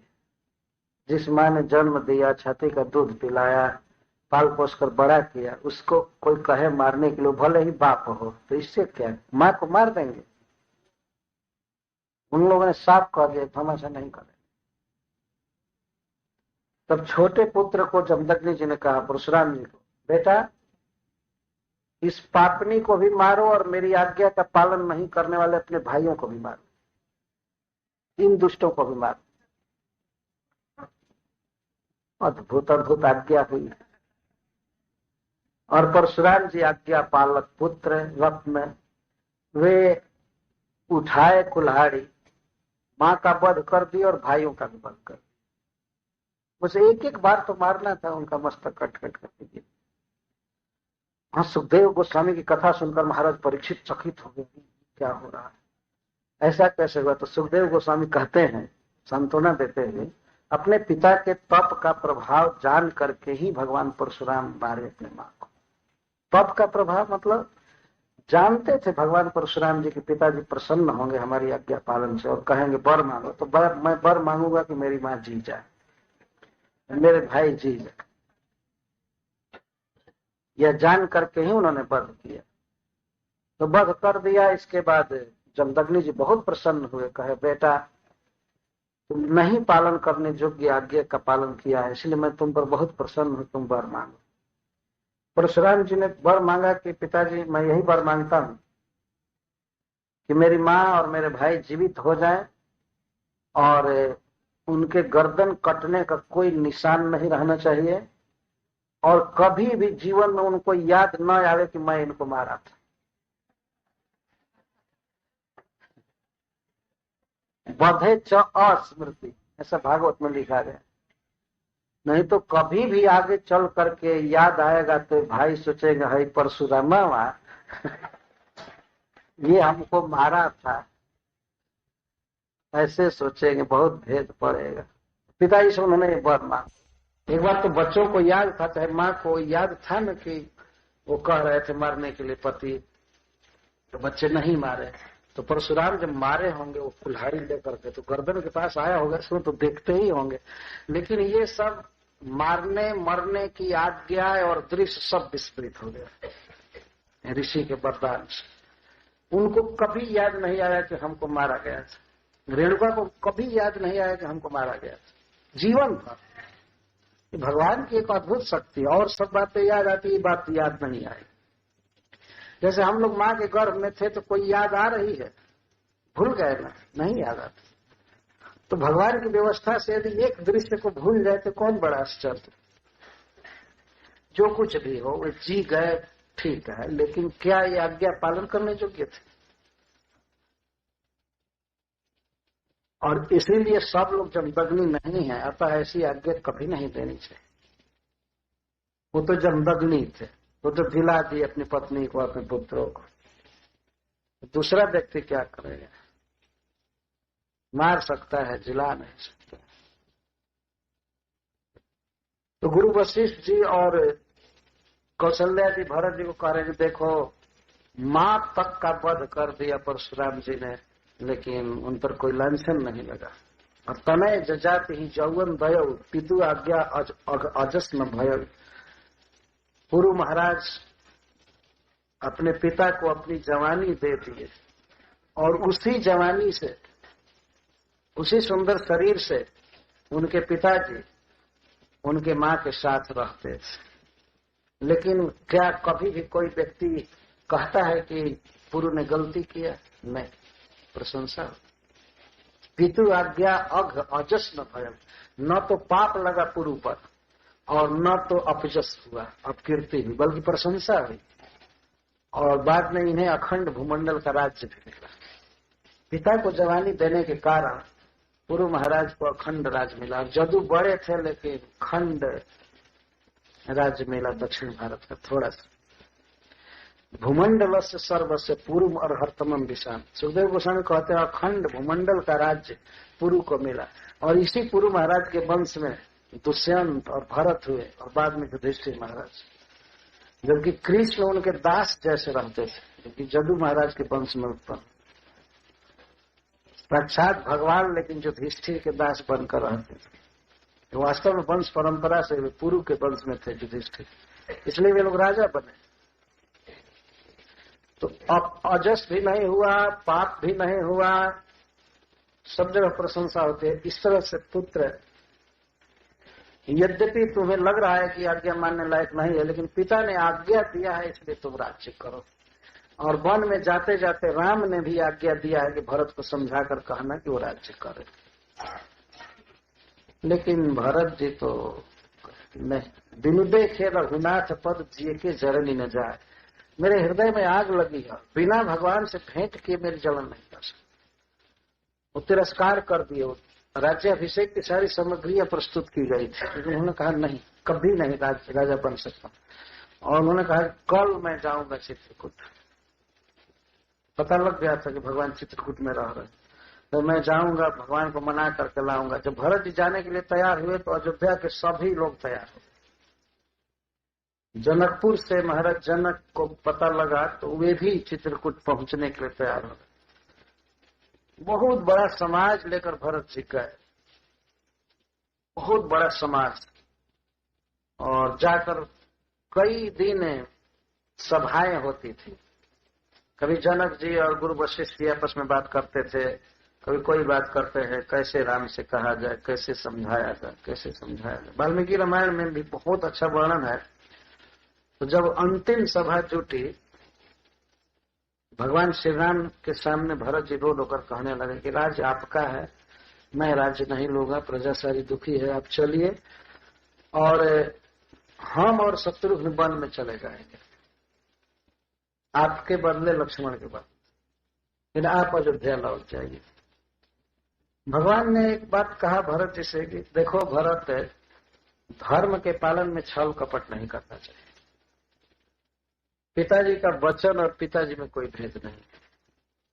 उन्होंने मुझे डायरेक्ट नहीं कहा कि वन में जाओ, लेकिन कैकेयी को, मेरी माँ को कहा था ना कि मैं तुमको वर दूंगा, तो उसके मन में जो आया उसने वर मांगा।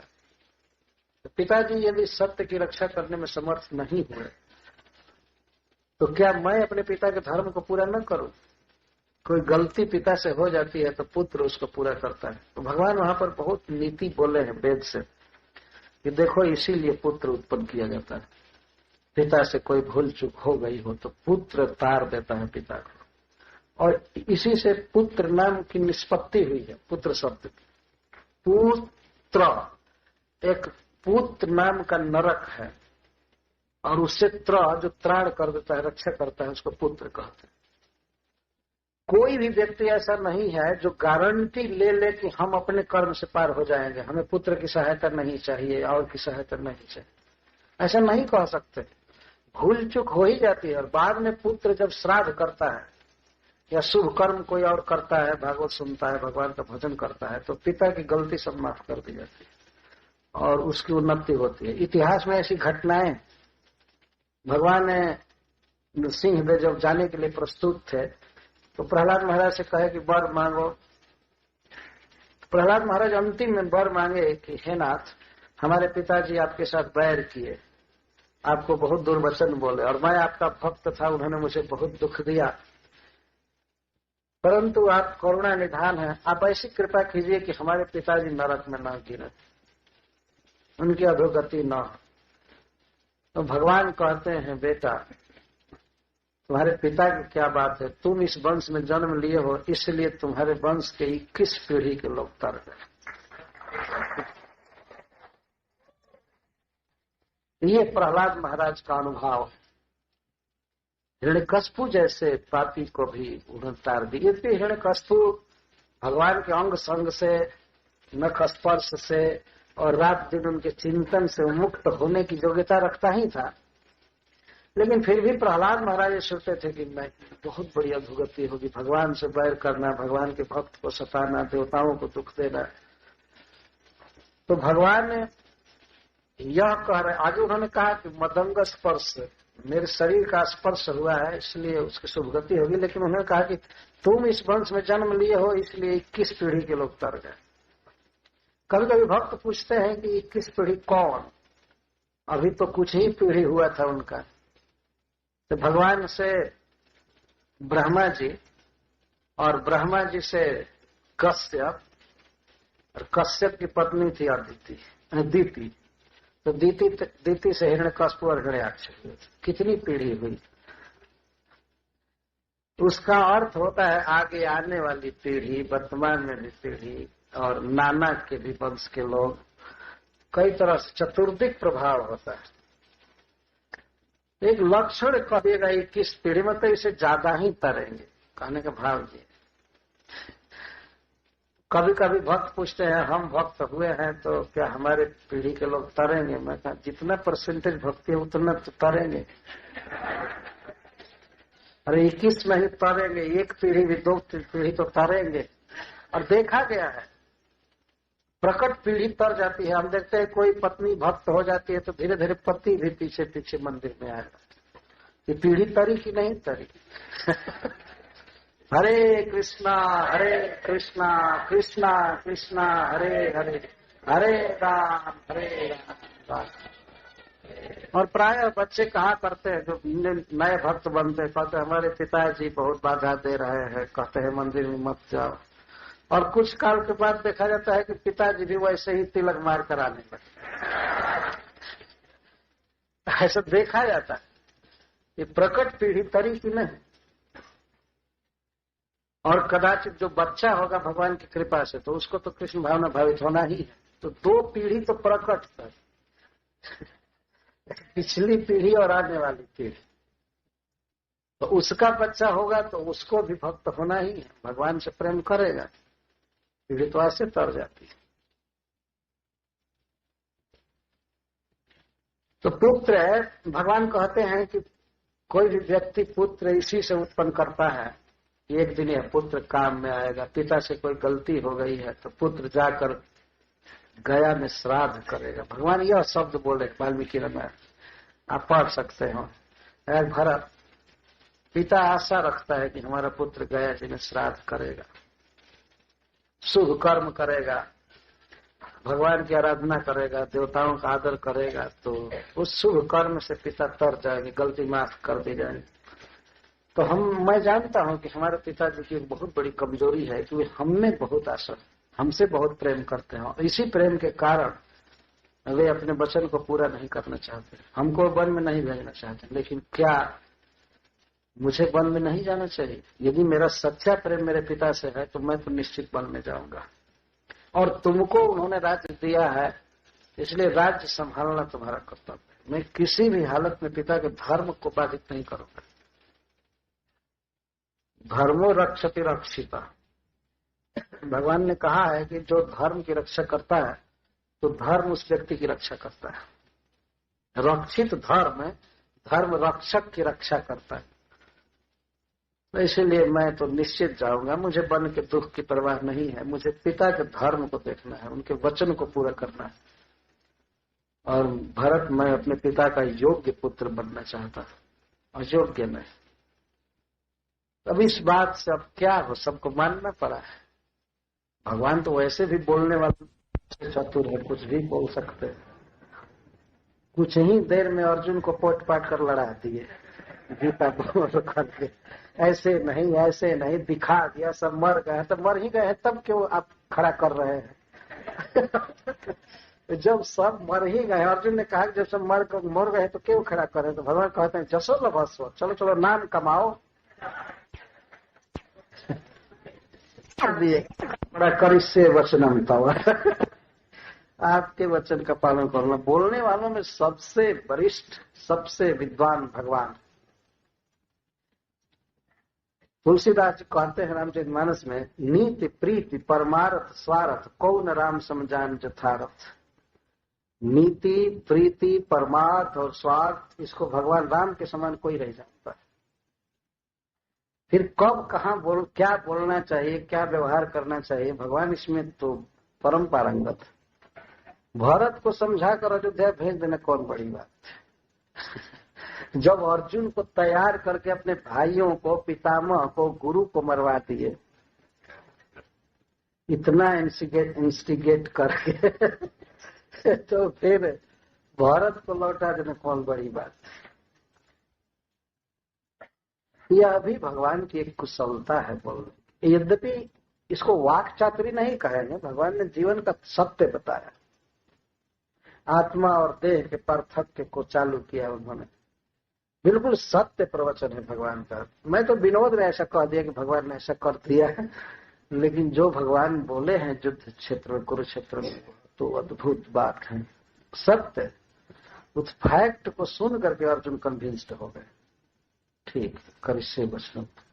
भगवान पूछते हैं कि अर्जुन सुन लिया ना एकाग्रचित से, कचित एतत् श्रुतम पार्थ, है मेरी बुआ के पुत्र, इसको सुन लिया ना तो एकाग्रण चेतसा, एकाग्रचित से सुना ना कि तुम्हारा मन कहीं और गया था जब मैं गीता बोल रहा था, तो दूसरी तरफ मन नहीं गया था ना। एकाग्रचित से सुन लिया ना, क्वचित अज्ञान सम्मोह पर नष्टस्ते धनंजय। एक ही श्लोक में 2 संबोधन कर रहे हैं, पार्थ और धनंजय। हे धनंजय, अज्ञान से जो तुम्हारा मोह उत्पन्न हो रहा था, मैं हूं, ये लोग मेरे हैं, ये नष्ट हुआ कि नहीं? कि फिर से प्रवचन चालू करो? तो युद्ध तो रुका ही है, अब कहो यही गीता का पाठ होता रहे। जब तक तुम्हारा संशय नहीं मिट जाएगा तब तक मैं तैयार हूं बताने के लिए। भगवान के कहने का आशय है। अगर पूरी बात समझ में ना आई होगी तो शुरू से ही चालू करूंगा, और नहीं कोई कोई कहीं कहीं शंका होगी तो पूछो, उसको पुष्ट करूंगा। तो अर्जुन कहते हैं नष्टो मोह स्मृति लब्धा तत्प्रसादन मया चित स्थितोस्मि गत संदेहो करिष्ये वचनम तव। मोह नष्ट हो गया है, अज्ञान मेरा नष्ट हो चुका है। नष्टो मोह स्मृति लब्धा, और मुझे स्मृति मिल गई है मैं कौन हूं। मैं आपका नित्य दास हूं, नित्य मित्र हूं। ये समझ में आ गया, मैं और किसी का नहीं, मेरा कोई संबंधी नहीं, आप मेरे हैं। स्मृति का ये अर्थ हुआ, मेरे समझ में आ गया कि आप मेरे सब कुछ। गत संदेह स्थित उसमें, मैं अपने स्वरूप में हूं। गत संदेह, मेरा संदेश चला गया। तब अब क्या करोगे? करिष्ये वचनम तव, आप जो कहेंगे वही करूंगा। तो भगवान ने कहा तो उठाओ धनुष, अब देर हो रही है। उठाया धनुष अर्जुन ने। अर्जुन वास्तव में सबसे योग्य पात्र हैं इस ज्ञान को लेने में। प्रभुपाद जी बारंबार कहे हैं कि बड़े बड़े ब्राह्मणों को, ऋषियों को छोड़कर भगवान अपने मित्र को, एक क्षत्रिय को, सैनिक को यह गीता दिए। ये अर्जुन वास्तव में ऐसे योग्य व्यक्ति थे। करिष्ये वचनम, तो आप जो कहेंगे वही करूंगा। पहले कह रहे थे न जुट से, कह रहे थे मैं आपका शिष्य हूं, मुझे सिखाइए, लेकिन युद्ध के अलावा सिखाइए। और भगवान को युद्ध नहीं सिखाना। जो कहते न ज्योत्स्य गोविंदन उक्तवा तुष्णिम बभुव, इतना कहकर चुप हो गए, युद्ध नहीं करूंगा। आप मेरे गुरु हैं, आप मुझे सिखाइए, मैं धर्म के विषय में नहीं जानता हूं, लेकिन मैं युद्ध नहीं करूंगा। एक रिजर्वेशन रहकर समर्पण करो है, इतना नहीं करूंगा। भगवान जब ज्ञान दिए तो अर्जुन का संशय नष्ट हो गया। कहते हैं करिष्ये वचनम तव, और उन्होंने युद्ध किया। तो भगवान ने बोलने वालों में विशारद, आज तक देखिए उनका बोला हुआ वेद है, शास्त्र है, बड़े बड़े विद्वान उसका अर्थ करते रहते हैं, उस पर चलने की कोशिश करते हैं, और किसी विषय में वेद का उदाहरण देते हैं। वेद भगवान का वाक्य। तो बहुत सुंदर प्रवचन है, स्थान स्थान पर शास्त्रों में भगवान बोले हैं। ऐसा नहीं कि भगवान आए, अवतार लिए और कुछ बोले नहीं, चुपचाप चले। एक्शन द्वारा सिखाए और वचन से उपदेश दिए। भगवान श्री कृष्ण का सबसे ज्यादा उपदेश है। भगवत गीता तो है ही, गीता से भी ज्यादा भागवत में है, और इसके साथ ही साथ महाभारत में भगवान के प्रवचन दिए गए हैं, अन्य पुराणों में दिए गए। इतना अधिक प्रवचन दूसरे अवतार में भगवान नहीं किए। बहुत सुंदर प्रवचन है, और हम ही लोगों पर कृपा करके भगवान ने वो दिया है। हमें उसे पढ़ना चाहिए और विस्तार करना चाहिए। तो यह भरत जी से शिक्षा मिलती है कि भाई से प्रेम करना चाहिए, और पुत्र कैसा होना चाहिए, तो भगवान राम जैसे। वे अपने सुख दुख पर विचार कर ही नहीं रहे थे, अपने पिता के सदगति पर विचार कर रहे थे। यद्यपि उनके पिताजी तो पूर्ण सदगति में थे, जो राम में मन लगा था उनका, और राम राम कहते हुए शरीर छोड़े थे, उनके सदगति में क्या संदेह हो सकता है। लेकिन तथापि पुत्र का यह धर्म है कि वो पिता को सुख दे, सदगति दान। केवल मरने के बाद ही सदगति की न सोचे, जीवित अवस्था में भी उनको सुख दे, उनको भागवत सुनावे, उनको कीर्तन सुनावे। ऐसा नहीं मरने के बाद सोचने लगे अब कैसे तरेंगे, और जब जीवित थे तो पानी भी नहीं दे रहे। एक बार एक की कथा है, शाहजहां जब जेल में बंद था तो औरंगजेब गया उसके पास, उसका लड़का था औरंगजेब, अपने पिता को जेल में बंद कर दिया था, अपने भाई को काट दिया था। यही उन लोगों का संस्कार होता है। तो गया एक दिन पूछने आगरा के कारागृह में, कैसे हैं बाप जी, क्या भाव है, से पूछता था। तो शाहजहां कहता है, अरे नालायक तुम हिंदुओं को इतना सता रहे हो, हिंदुओं जैसा अच्छा कोई नहीं। हिंदू लोग तो मरने के बाद भी अपने बाप को जल देते हैं। तुम जीवित अवस्था में पानी के बिना मुझे मार रहे हैं। इस समय भर पेट पानी नहीं मिलता था शाहजहां को। औरंगजेब ने कहा था कि इसको भर पेट भोजन मत देना और जितना पानी पिए उतना मत देना, ये कोटा भर दे देना, उतनी भर देना, बस। इतना क्रूर था वो। तो उसी समय वो शाहजहां कहा